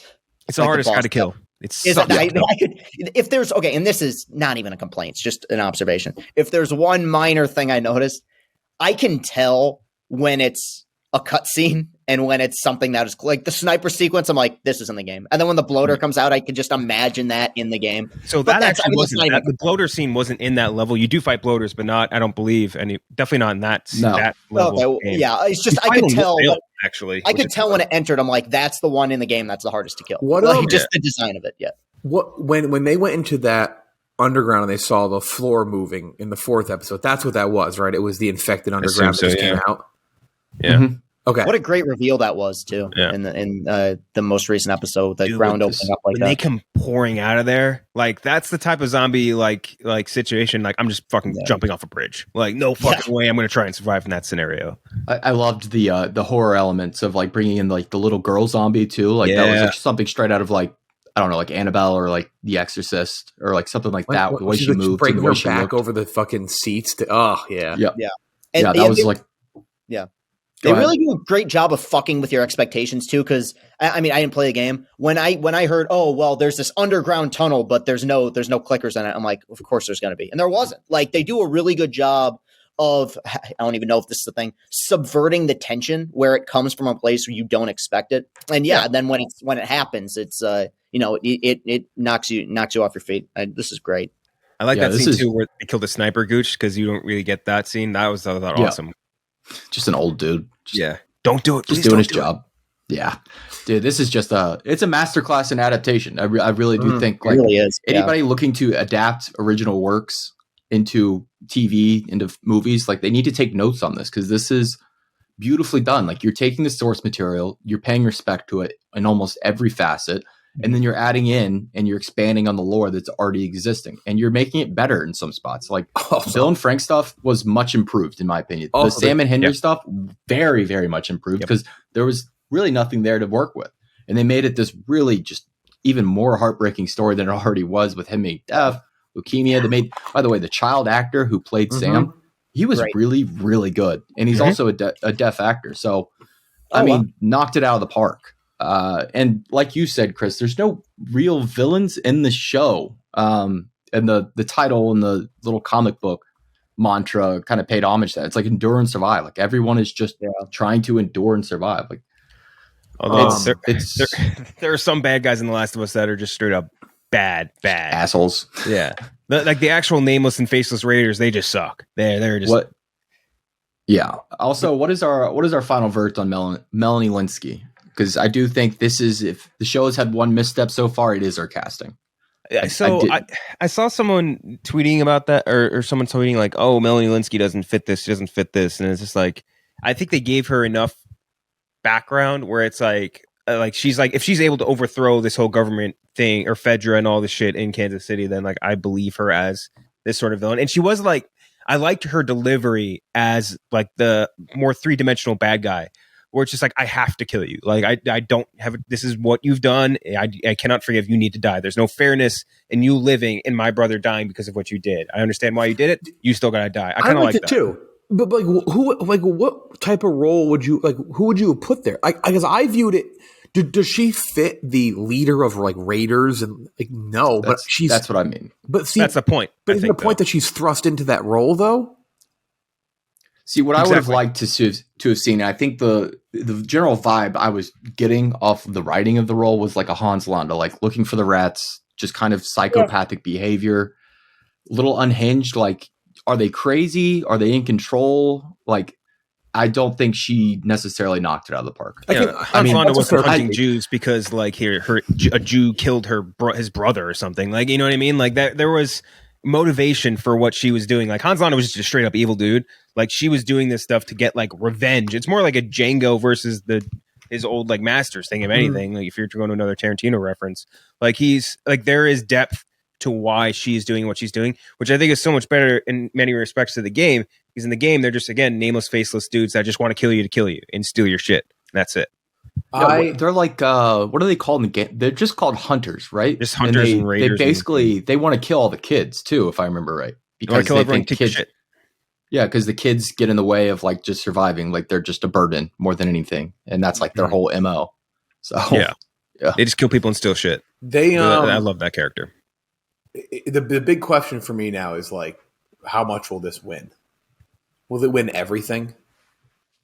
Get nominated for everything. Yeah, for sure. But will it, like, what else will come in and take this show's spot? I don't know. Succession is the only thing I see really. Because we've been so long without it, I keep forgetting it's actually coming back. Succession will be but Succession, it does fall under drama. So yeah. It's also had such a run for the past 3 seasons that I could see the voters cooling off on it a little bit and saying, let's go in a different direction this year. I don't know. They gave how many did what's her name get for Veep? Julie Louis-Dreyfus. Like she didn't win her last fucking year. That pissed me off so much. Yeah. I mean, Phoebe Waller-Bridge won, so that's fine. Fleabag's very funny. But I was like, God, let her just win every year. Just let her do the dynasty, which you swept every year. Yeah. So that's The Last of Us. Oh yeah, that's what I say. The next episode looks awesome. Just looks complete. Like I hope we see. I hope we see Taylor Sheridan riding a horse in the middle of one of the scenes. Yeah. Just that whole level too. That's a lot of exploring more than anything when you get there, and I love that whole part in Wyoming and all that. It's great. Very exciting. Except the only problem it's a longer wait now. Yeah, exactly. I did save to wait it a day, but now it's like, damn, I just want to get to that already. I watched it Friday night. I was like, cancel any plans you have for going out, babe. We're staying in and watching Last of Us. We're not going anywhere. I'm very excited. Mandalorian is finally going to be a Wednesday night show, by the way. Like that, we haven't been able to experience Mandalorian on Wednesdays, and it always made those episodes seem shorter, especially like Andor and the stuff we liked. So very excited for that. Draft. We're going to do a draft here of disappointing movies. No reason in particular, just seems like a fun draft. This could be anything. And I think we should establish like what we mean by that. And I mean, do we mean going into it or when it was first announced or just kind of anything in general? A movie that you saw that you're disappointed by compared to your pre-existing hype, right? Like that's just what it is? Yeah. I think it could be based on anything. It could be based on when it was announced, trailers, just your peak excitement compared to what the final product actually was. Mm-hmm. Okay. I can live with that. We will go here's how the order will go. We'll go draft order. We'll go Gooch. Do you want to go first or last? I'll go first. Give me the first overall pick. All right, so we're gonna go by how your NFL team finished. So it goes Gooch, Kenjack, Chris, then myself. Wow, man. Browns really stink. Hey, who won a Super Bowl? Hey, if your team won a Super Bowl, raise your hand. I can't. Yeah, that's what I thought, Chris. Bitch. That's what I thought. Gooch. Wait till next year, baby. You've won a championship since 1999. Have you? Whoa, the Lions? Then don't say Don't say AFC championship. Don't do it. Hang the banner, Gooch. Win the AFC North. Come on. Do it one time. Don't do it. 0 Super Bowls on this podcast right now. 0. Oh, that's disgusting. I think we have 4 full-grown men, 4 different teams in the NFL, 0 Super Bowls. Only 2 appearances. Yeah, only 2 have been. Wait, Chargers have won once. That's why the Chargers got the shit pumped. They got 4 kicked in by the 49ers. Bengals have 3. Oh, that's right. They lost to the Niners twice. That's right. Yeah. Okay. That is sad because only like 6 teams have never made it. We root for 2 of them. Yeah, and only in our lifetimes, only 1 appearance of the 4 between the 4. Yeah, sad. Really sad. That's a choice, by the way. Yeah. At any time, you could just say like. At any time, you could decide to not root. Yeah. I don't know. I was born in Michigan. Yeah. I'm stuck with this shit. Yeah. Okay. Gooch, first movie, disappointed. Most disappointing movies you've ever seen. I think there's a clear number 1. I think it's Spider-Man 3. Sam Raimi's cap to the trilogy. After Spider-Man 1 and Spider-Man 2, and when you get announced that all these new villains are coming in, getting the Venom. Like Venom was one of the coolest villains, if not like the coolest animated villain from the 90s. Like especially the Spider-Man show, his design was just so cool. Had an action figure growing up, thought he was awesome. And then what we got was, Topher Grace. Like, yeah. Whoa. Just showing the slander of Topher Grace. I like Topher Grace. He should not have been Eddie Brock. Venom. Way better than Tom Hardy. Dude, I saw someone tweet this before. He was the world's number 1 hater. He like went to church to pray for him to kill Peter Parker. It's true though. This the movie it was a big letdown. Like I'm not saying it's the worst movie that I'm going to draft here, but I'd say between my expectations and what I got, I think there's the biggest gap. I was as a kid, I thought it was going to be the greatest movie of all time. And it's even my childhood innocence, even in that, I couldn't even reconcile with what I got. I couldn't like in my head be like, oh, it was actually kind of good. Like immediately, no, I was like, no, this isn't very good. Mm-hmm. That's a solid pick. I don't think it would crack my top 2 rounds worth of picks. I think though, because I think there's redeemable parts too. I couldn't put it on because I liked it when I saw it. Now I was 11, so. But, I saw it in theaters, like with some friends. So it was before I developed, critical facilities. But I rewatched it during COVID and it's bad. Yeah. The dance scene is still to this day one of the most iconic comic book moments of all time. Yeah. Yes. The haircut was so bad. I still don't like, how does that make it through the cutting room? Yeah. No one was like, this is a bad idea. Like that haircut was never in style. I feel like after Superman 2, no one was going to tell Sam Raimi no to anything. You mean Spider-Man 2? But yeah. Spider-Man 2. Yeah, sorry. Sam Raimi's Superman 2. So Man of Steel 2. I'd be into that. I think Spider-Man 3. Just tough. Yeah. I feel like there is a very obvious number 1 here. I think we're on. That's what I thought. So no, I think you might be thinking of a different one. There's the one that you guys want. I think you will get a chance to have, but I think there's a different one that is it's the more obvious number 1, and that's Godfather. There's a lot Part of Godfather Part 3. I think is the obvious, most disappointing because Godfather 1 and Godfather 2 of the best movies in history, like ever made. You were in your dad's nutsack. I'm not saying I was disappointed going to the fucking theater, dude. I'm saying I watched the first 2 movies. I was like, these rock, and then I watched the third one, and I thought this sucked on VHS DVD. I don't know how we didn't talk about this. Did you, the guy last night that they were hyping up as like the 90-year-old guy who's been growing the Super Bowl field for 2 years? Yeah. And they're like, he calls himself the sod father, and then it was and then that shit was sucks. one of the worst fields in the history of football. Like they had to redo it multiple times. He's like, I'm the sod father. Dude, they were slipping all over the place. He had a made up shirt for it. Tire bitch. Yeah. All right, continue. I think it's a good pick. I agree with Ken Jack. Yeah, the Godfather Part 1 and 2. I have an Italian household. They were big Godfather people, and they would always say, we're going to skip Godfather 3. And I was like, why? And I eventually got around to watching it, and I understood why. It's a really bad movie. Terrible conclusion to a trilogy that has 2 of, again, the greatest movies ever made. Just a pretty shit third movie, uninteresting characters that they had. Like, Sofia Coppola, like, and whoever played the brother, like, I don't know. Like, Andy Garcia is the best thing to come out of that movie, by far. I forget his character's name, but he has one of my favorite lines from that movie where he kills Joey Zaza, rides up to him while he's in the police uniform and the horse. She goes, Joey, and Joey Zaza looks up. He goes, boom, boom, Zaza. Cool as shit. Other than that, like maybe Michael Corleone saying like every time I try to get out, they drag me back in, and then the crying scene. But like other than that, it just pales in comparison to the first 2 Godfathers. So that's my just so we're clear, you picked a movie that was nominated for 7 Oscars. I was gonna say, what's so bizarre is not nominated for Best Picture. Yeah, no bad movie has ever been nominated for an Oscar ever. Everyone knows this. No, Norbit has its merits. I mean, Women Talking, to Leslie, Boo. to Leslie. Boo. They got nominated for an Oscar. You can't boo it. No, I'm booing Women Talking. Boo, boo, Wendy Peppercorn, boo. Who's that, Chris? I think it's me now.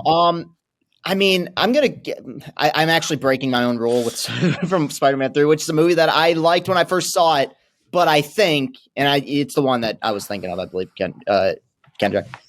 When you think of hype relative to final results, you can't go. There's no greater separation than Star Wars: The Phantom Menace. Yeah, like that's the one I was thinking you were thinking of. Yeah. If you're, go ahead. I mean, because it lines up that way. Because the reason it's not on my list, and I'll let you get into it because you kind of just said you're contradicting yourself. I loved it when I saw it. Right. When you have, and I did too, and I hate it more and more every day that goes on. I've reached that nostalgic point with it where it's like I can watch it.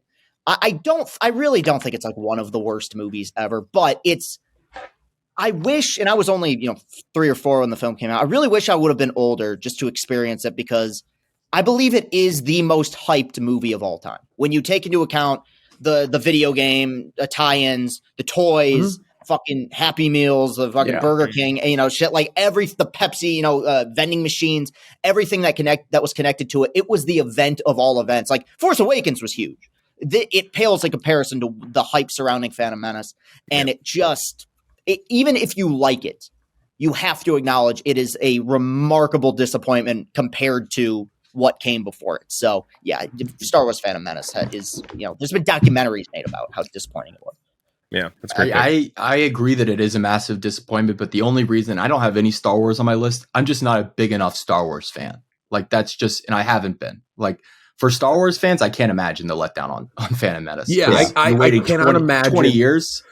Because I loved Force Awakens. I still love The Last Jedi, but there was something going into Rise of Skywalker that I don't know. Something seemed off, didn't it? Yeah. So I can't even say that one. I mean, it is a good pick. It is a good pick. I just remember that I have a Godfather box set, and that came with a bunch of really weird shit. Let's see. It's just these little poster things that what am I supposed to do? You want me to frame a picture? Look, it's literally a frame. It comes with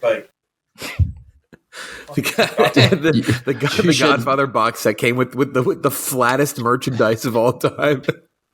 Jack, you know how you've been replacing what is this? Stuff at your girlfriend's parents' house with John Cena, John Cena picture? You should take one of those over there and replace it. I just realized this is from my Inside Llewyn Davis. Okay, that makes more sense. Into my Godfather Part 2 or Godfather collector's item. Oh, this is what I'm talking about. La Cosa Nostra, baby. I like the Corleone family tree is a pretty cool little thing to put in the box set. Cool. I wonder, is Godfather 3 even in here? Because I'll break that disc right now on screen. Ken Jack, move your microphone closer to your mouth. It's because it's got a. It's is it? Okay, it's a fucking headset. My bad. Sorry. Here, Godfather Part 3. Get on, bitch. Break. Francis Ford Coppola, get on, bitch. Oh, this is so hard to break. What the fuck? I got that snapped really easily. Yeah. Why do you have scissors literally next to you? I'm behind my kitchen counter. That actually reminds me. There was an old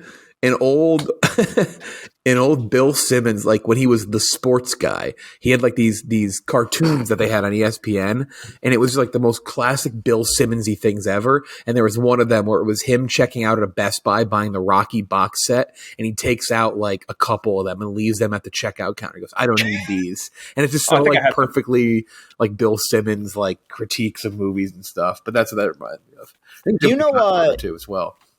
Did I ever tell you, this is another random shitty story that I have. Did I ever tell you I met Francis Ford Coppola's niece she was a server at a restaurant in East Lansing, Michigan, 9 years ago.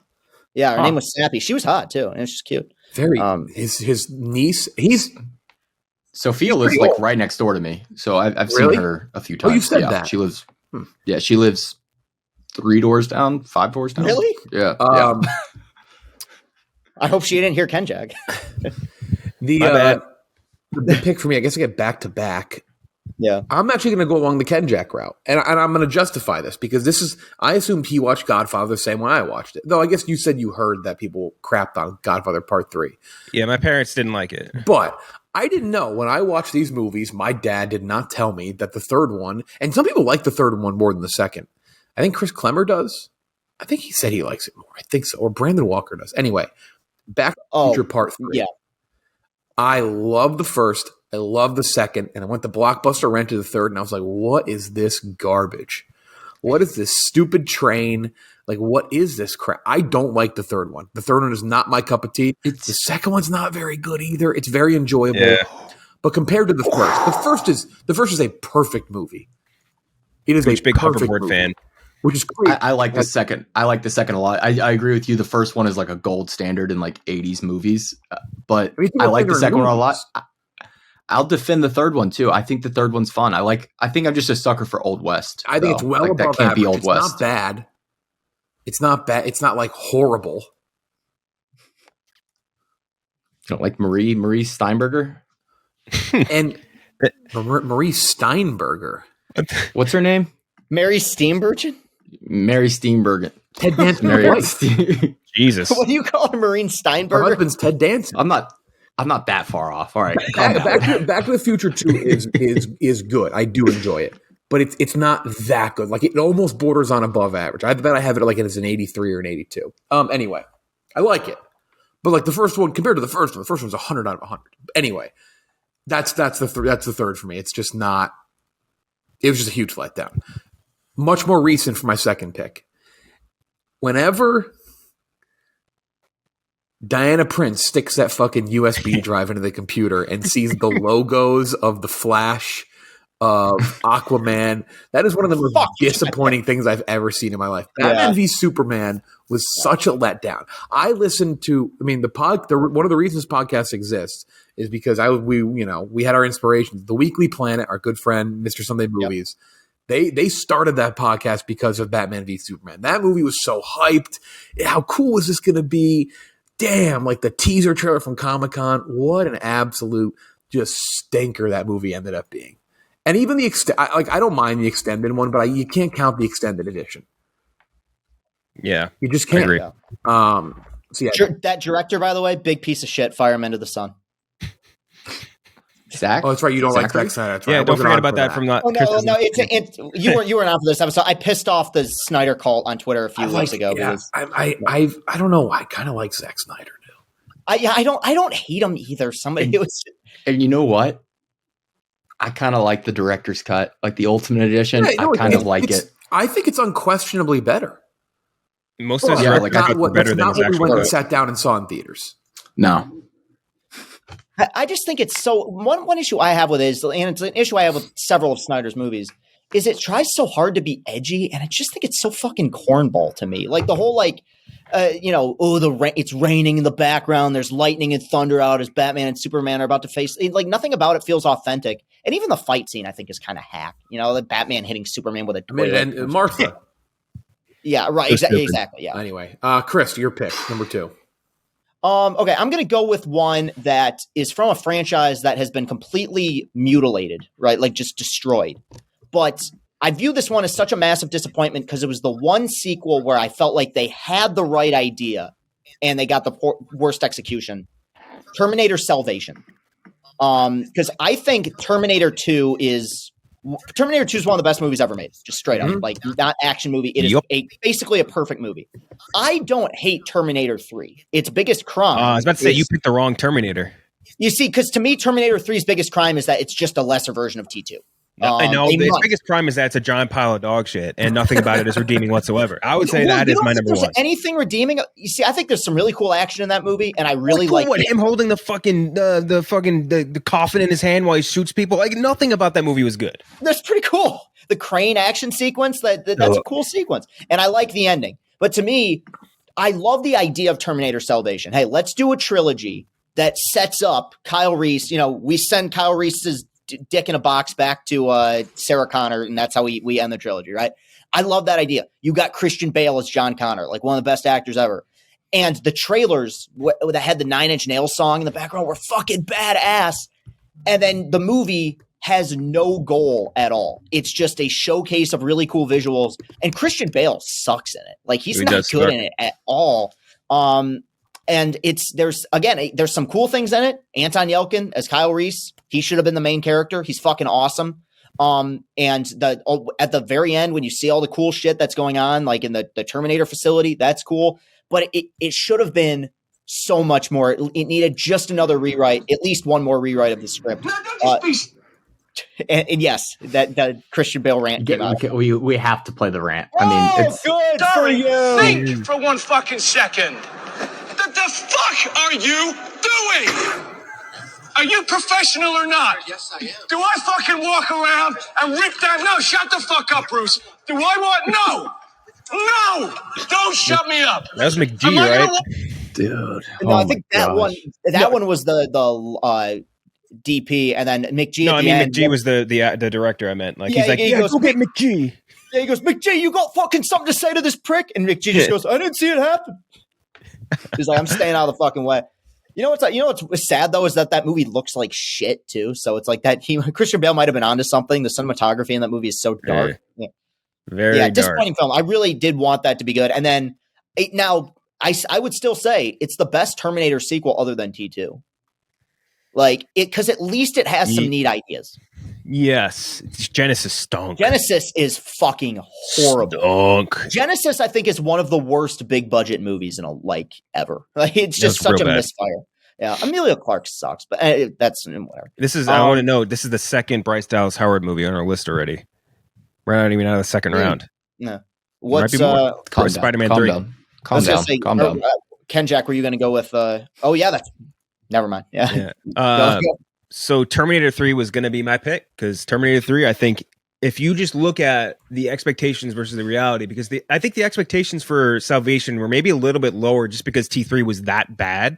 So like maybe they were like, it's tempered a little bit, and it was definitely like leagues above T3.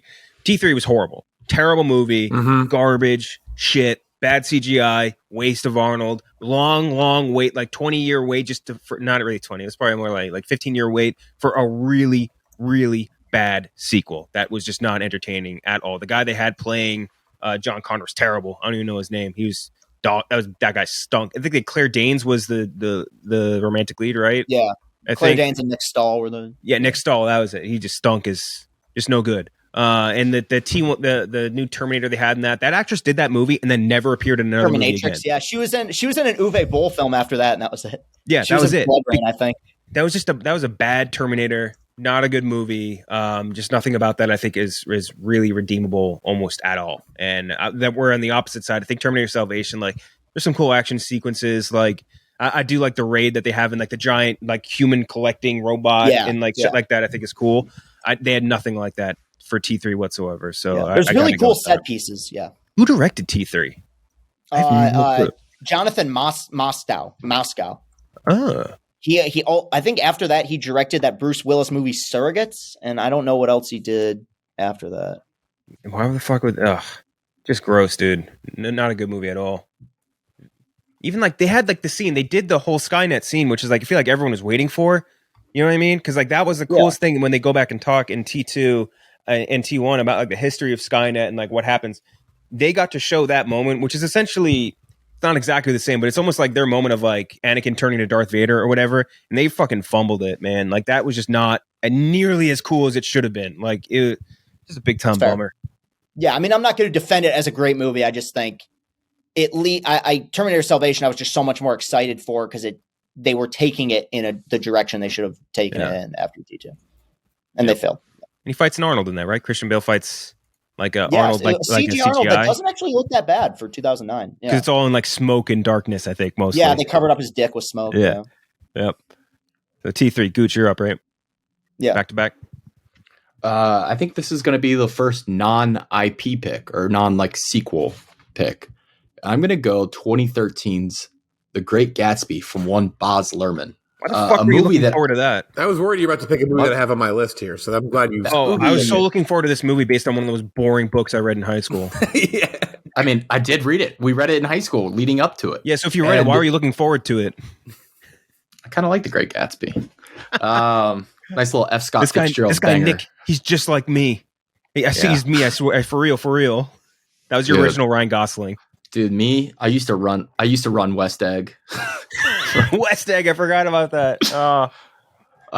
That movie had a lot of hype though. Let's not act like it didn't. Like Leo, like the trailers were awesome. The soundtrack was done by Jay-Z, right? Jay-Z did the soundtrack. Like Baz Luhrmann, so it definitely wasn't a tasteful, like era specific artist, I'll tell you that. But I just thought that movie was going to be like a classic. Like I thought like, oh, this will be incredible, new, different, like really interesting look, taking on like a classic literary work. And then it was just boring as fuck. Like it's just a boring has no business being that boring for like how bombastic everything surrounding it is. Like it's just a boring movie to watch. Like, and I was fucking heartbroken. I was like, I read this fucking book. That's what makes it so much worse is that I read the fucking book. I think that's where a lot of this hatred comes from. You're just fucking sitting there waiting for like the Catcher in the Rye to come out. You're like, oh fuck, I need more books. I need an Ethan Frome book. What was the book where the guy jounces the limb? Fuck, what book is that? That Separate Piece? No, that's all right. I don't know. I'm not a fucking nerd. Yes, you are, because you're reading Great Gatsby and you're so fucking horny for it that you were so excited for into Great it. Gatsby the movie. Listen. That was a school mandated. I needed to graduate. I had a hot English teacher. I had a very happens. hot teacher in I think it was English. Her name was Mrs. Carbone. Oh, I mean, you can imagine. This is Carbone. You can imagine. You want to come over? You want to come over and watch the first 2 Godfathers? Dude. We're not watching 3. I broke that fucking DVD. Dude, Snapped she was 6'2". It was unbelievable. Hey, She's a Sound women's like a volleyball Goomba. coach. Mrs. Carbone. It's I swear to God, I probably have she might be in my yearbook. I don't know. Good Gucci, Lord. back to back. All right. Oh yeah, I do. I always forget how these drafts What work. book you're gonna pick this time? It's actually another book pick. You guys are gonna boo this so hard. Oh no. It's The Hobbit: The Battle of the Five Armies. Well, okay, fix that. Make it all of the Hobbit movies. No, because I actually like the first one, and I don't hate the second one. I don't. You hate can't that watch the first one after watching the original Lord of the Rings trilogy and think this is good. No, but on the standalone of like The Hobbit, like I'm not going to found pick the it, first but one the very Hobbit was on endearing. my list here. But here's the thing with Five Armies is you watch the first 2 Hobbit movies, which are not great, and you were still had high expectations for the third one. I think the first one's good. I'll stand by it. The second one's definitely bad. Misty Mountain. But the second one is definitely bad, so that should have tempered your expectations going into the It's third not one. great. It's not great. I'll give it like a 50. But the third one is like a 15. Like it's a legitimately terrible movie. Disaster. Like I think it's fucking awful. Like I think it's really fucking bad. And you could tell they knew it was bad because the first 2 Hobbit movies had like a big marketing push behind them, and then the Battle of the Five Armies came out like a wet fart. Like there was no hype behind it. They did no marketing for it. It just came out. The best thing in the second one was Benedict Cumberbatch doing the mocap for that. Like he was awesome as Smaug, like no doubt about it. Everything else in that movie was rat shit. Fucking Stephen Fry as like the governor or whatever. Just I thought that was all practical. yeah, the most overly CGI trilogy maybe ever made, and that's coming off the heels of like fucking the prequel trilogy. You had Luke Evans as Bard. Yeah, Bard. That's right. Evangeline Lilly as a made-up character that didn't exist in the books, but they added so that the hot dwarf could have it's romantic the interest. size of 1/3 of the Lord of the Rings, which was broken into 3 movies, and they broke this 1/3 into 3. I mean, they did it for money, but it's just so fucking stupid. Yeah. Anyway. They had all the CGI money. By the end, it was based on like some like notes that J.R. Tolkien wrote on a napkin or some shit. Like it was just not even remotely close to the source material. They had all that CGI money, but they couldn't CGI like fucking Orlando Bloom's chin to look less not young.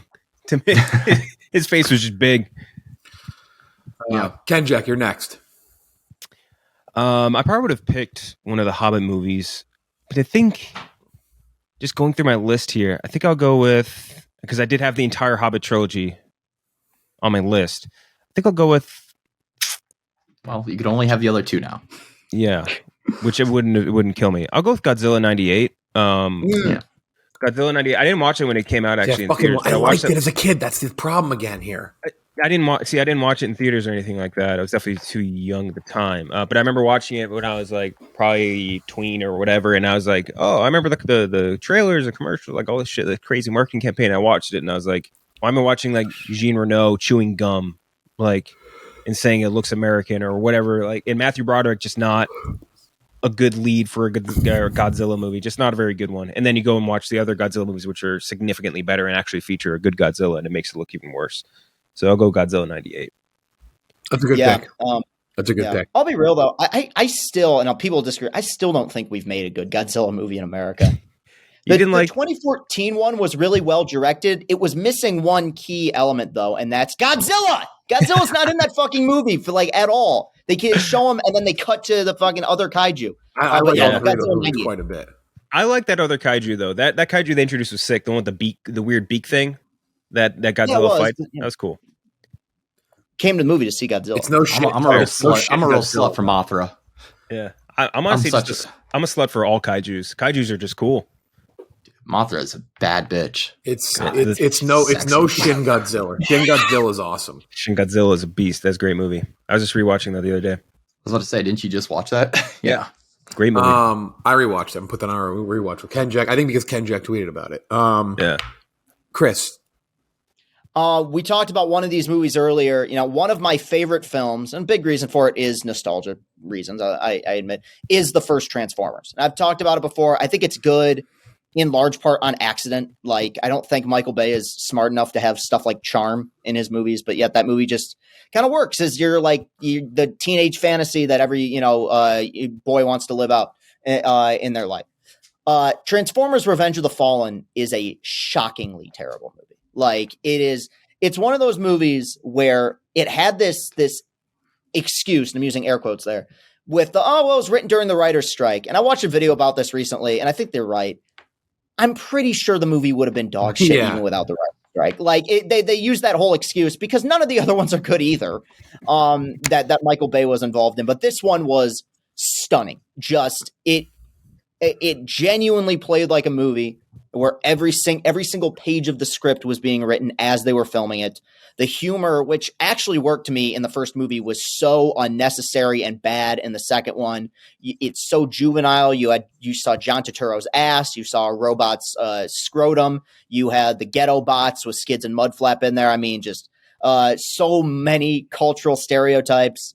None of it works, and it's annoying. It's a very annoying fucking movie. Yeah. And it's 2.5 hours long. Transformers Revenge of the Fallen, like, one of the worst sequels to me ever. Yeah, Revenge of the Fallen was on my list as well. It's a huge letdown.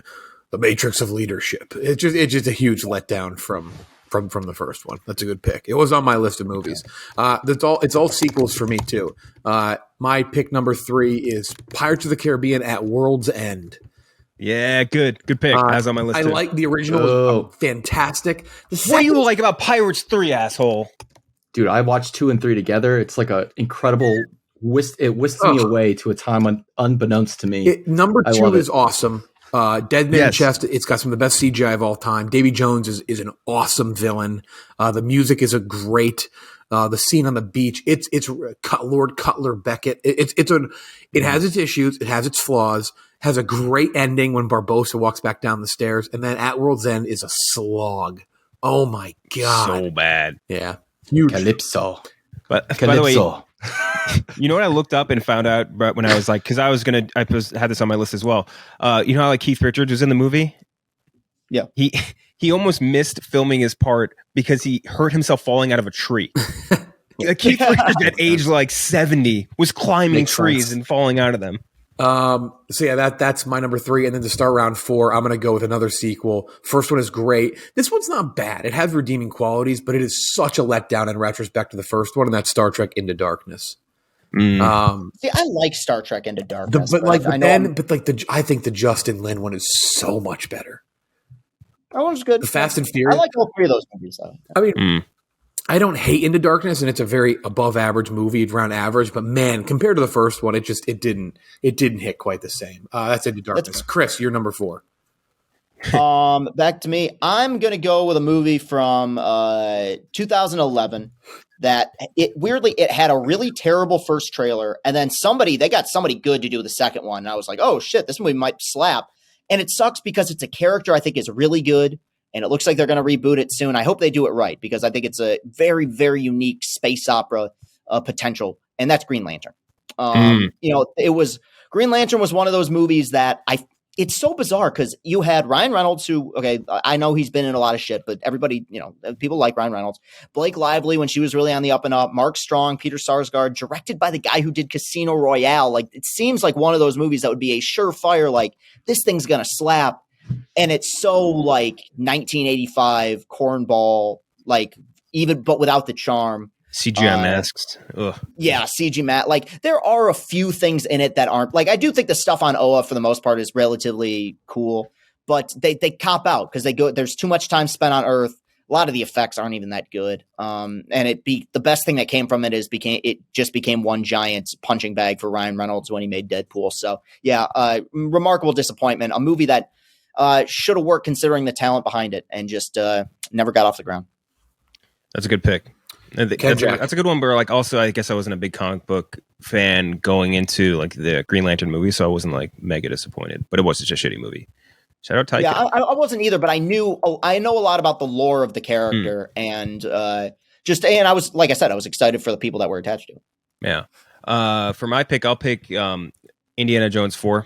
That's a movie where like the first 3, I was so fucking into Indiana Jones. Like me and my dad would watch them over, and my brothers too. Like we'd watch it over and over and over again, especially the third and obviously first one. And we were really pumped for it. Like obviously it was Spielberg back. It was all the main players back, plus like new good actors and actresses. I think I was freshman or sophomore in high school when this came out, and we were like there, I think opening night, and we were so pumped up to watch it, and it just fucking stung. It was Shia LaBeouf as Doggy or whatever the fuck was his name. Mutt. Doggy. Shia LaBeouf as Doggy Pooch. style. Pooch. Yeah, it was him, like fucking the aliens, like them doing. What was that? Did Kate Blanchett like do the splits in between jeeps at one point in that movie? Like a lot of over CGI. Obviously the refrigerator nuke scene will always stand out as being just one of the most ridiculously stupid things ever. And there was that was, I think, maybe the turning point for Spielberg, where it's like, oh, maybe he's lost a little bit of juice. From what I understand, it wasn't Spielberg's fault. Like apparently he had an initial script that got thrown out by George Lucas, and Lucas came in and rewrote, and a lot of that shit is straight from Lucas's brain. So right off the heels of the prequel trilogy, he let George Lucas dictate to him how to make his own sequels. That's even worse on Spielberg. Then he should have put his foot down. It reflects even worse on him. But do you know what the original title was for that movie? What? I think it was Indiana Jones and the Saucermen from Mars. Oh, they need better title people. I mean, I don't know who was doing it in the 80s, but like they need to get that guy back. But yeah, it's just Indy 4 is just such a fucking disaster, and just over CGI, just like what do you call it? A lot of those movies from that era, a lot of sequel movies from the early 2000s, they just thought we just put as much CGI in this movie as possible, and people will love it, and it's just not the case. Really missed. It just made me appreciate the good ones more. Gooch, back to back. Dude, I'm just remembering the South Park bit that came out after that. Oh yeah, like, oh yeah, George Lucas raped. They called him a child rapist. Yes, that's right. Forgot about that. All right, my number 4. What did I have? I'm gonna go with a movie that, again, it's one of the worst movies I've ever seen in my whole life, and I don't think I had enormous hopes for it, but it was bringing back 2 actors that I loved and that worked together in the past and had put together great movies that I still love to this day. And that's Holmes and Watson, which saw John C. Reilly and Will Ferrell come back together. I thought, hey, get the crew back together. This movie will be funny. It's going to be hilarious. And then it's just maybe the least funny movie I've ever seen in theaters. I can't believe you would have mild hype for that. Will Ferrell and John C. Reilly. Come on. Step Brothers, Talladega Nights. And they're coming back together, and this is what we get. Like, couldn't be better than that. I mean, that is shockingly not funny. Wasn't that like a send-off for Dirty Sanchez or whatever their production company was? That was like their last movie together. That was like the last one they did, yeah. Yeah. Killed him. Killed by dumb fart jokes, and I don't even know. The dumb the Sherlock bit when they do the calculations in his head. It's just not funny. Yeah. It's just not. The whole thing. And then my last one. I was going to go IJ, Kingdom of the Crystal Skull, but instead I'm going to go with a movie that had just an incredible trailer. Maybe one of the best trailers of all time. Actually shocked it didn't get picked. Suicide Squad, 2016. Yeah, that's a good pick. It was on my list, yeah. That trailer came out. I mean, I can remember where I was. I was at my buddy's house, and I was like, holy shit, this looks so good. We pulled it up on his Xbox and watched it on there. Dude, the Bohemian Rhapsody going in the background. I was like, holy, this is going to be such a breath of fresh air in the superhero genre. It looks so fresh and new and like fun. And then the movie just stunk out loud. Like it doesn't even make sense how the trailer could look like that and be put together that well. And then the movie just is nowhere close to what that was. Mm-hmm. Yeah. So good Lord. I'm shocked that any of those actors survived. Like the fact that they got any of them to come back and reprise those roles after what was put out. Like I would have been like, fuck you. I was just watching the other day. I rewatched Fury by David Ayer. Good movie. Awesome fucking movie. Yeah. He was. Do you guys like, think there's an haircut for Suicide Squad? Do you think it actually exists? I don't know. I think Ayers is a good director. Like even End of Watch, like he does movies that are good. Like again, End of Fury, Watch. fucking sick. It's just I don't know. Suicide Squad. That felt like a lot of interference on that. Yeah. Purple Lamborghini. Purple Lamborghini. Michelle's favorite song. Oh. Fucking love that thing. Okay, I'm up. I think for me, I will pick Pearl Harbor. Pearl Harbor. I think right around that era. So like whenever I first watched Saving Private Ryan, I must have been like low teens or something, and I was like, "Damn, this is an incredible movie! It's so great, it's so great, it's so great!" And then like I organically found Pearl Harbor, and I'm like, "Wow, look at all these dudes!" It's got. I think I'd watched Black Hawk Down by that point. I was like, "Oh, Josh Hartnett's in this. Oh, Ben Affleck's in this. All these other people are in this. It's going to be great." And I was like into World War II history at the point. Watched that movie, terrible, fucking dog shit movie, so bad. I'm surprised it didn't derail. It was Michael Bay, right? I'm surprised it didn't derail his career for like maybe forever because it was that bad. It was like a romantic movie that just happens in the backdrop of Pearl Harbor. Really bad, really disappointing. Was Cuba Gooding Jr. was in it, right? He was the best part. If I remember he's the best correctly. part of it. Yeah, but yeah, Pearl Harbor has got to be up there for me. There's many I could go with here, but I'm going to go with one that's relatively recent. Because I remember when the trailer dropped for it, everyone went, whoa, this is like, I kind of dig what they're doing. I get to watch it like real soon. And then it came out on streaming and it was just dog shit and it had no connection to the original, the Cloverfield Paradox. Hell yeah. Great pick. Because I wrote a blog about this a few weeks ago. It's time we get an actual fucking honest to God direct sequel to Cloverfield. Now, I really borderline love 10 Cloverfield Lane. I think it's really good. It's not a Cloverfield movie. It's just some random movie that they added Cloverfield to make more money, which is fine. It's really good. And then Cloverfield Paradox was an even worse version of that, where clearly not a Cloverfield movie. They got the guy from Grounded for Life to be in it for one scene explaining the paradox. I love you knowing Grounded for Life, one of my favorite sitcoms. I love that. Oh, Grounded for Life was fucking dude. That was on ABC Family when I came home in elementary school. The show was great. There was also the hype of the Super Bowl. Remember, it came out came out after the Eagles won. Exactly. No, that's what I'm saying. It's like, holy shit, there's a Cloverfield movie dropping tonight. That's fucking crazy. And it's so lame. Like I can't even begin to explain how lame of a movie it is. Yeah. Ass, just absolutely terrible. Yeah. Mine is from 2009, and it had an epic trailer.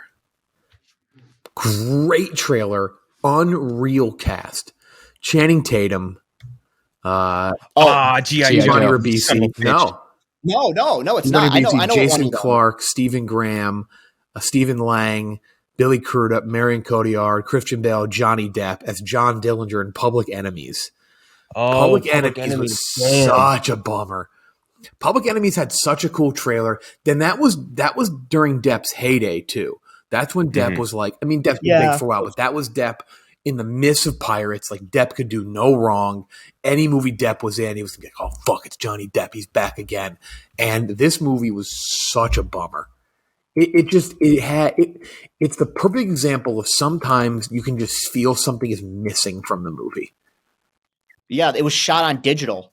That's part of it. It looked weird because that Michael Mann's movies. Like I don't know if Miami Vice was the first one. He shoots someone that's like super high digital frame rate, and it looks weird. That was part of it. Yeah, and I thought that movie was lame too. Crazy, bad, yeah. He did that other was it Black Mass, the other mob movie that stunk too. That was no good. Was that Michael Mann? Or? No, that wasn't. No, not Michael Mann. I just mean Johnny Depp did a different movie. Yeah, Michael Mann. Goated director, has made some poor choices. He hasn't made a good movie in a long time. Have you checked out Tokyo Vice? Tokyo Vice rocks. Yeah, I mean it's shot actually. I think so, right? Didn't Michael Mann do Tokyo Vice? Yeah, he did. Yeah, it's shot really well too. Like really, really well. Like looks awesome. He did the Ferrari movie that's coming out whenever too. I don't know what date that's coming out. You know, he did what was it Black Hat? The fucking that movie's bad. Yeah, Chris Hemsworth, right? Yeah, the hacker one. Yeah, that one wasn't great. Holy shit, he was a producer on The Aviator and Hancock, and what the fuck? Why was he a producer on any of these? That's crazy. But yeah, They Tokyo needed Vice. a man in the room. He was director and executive producer on Tokyo Vice. Thank you, IMDb. That's it. Ant-Man and the Wasp: Quantumania next week. Very excited. Jonathan Majors is going to be dominating the reviews next few weeks. Yeah. When me and Robbie Fox were going into the theater for Creed, it was like a big standee of Creed with him, and then a big standee of Ant-Man and Quantumania awesome. right next to him. Yeah. I'm ready for Creed. Fucking I'm rumble. gonna do the whole review. full boxing robes. That is Good it. luck typing. That is it for Chris and Gooch and Jeff D'Lo. Ant-Man and the Wasp: Quantumania. We'll see you next week.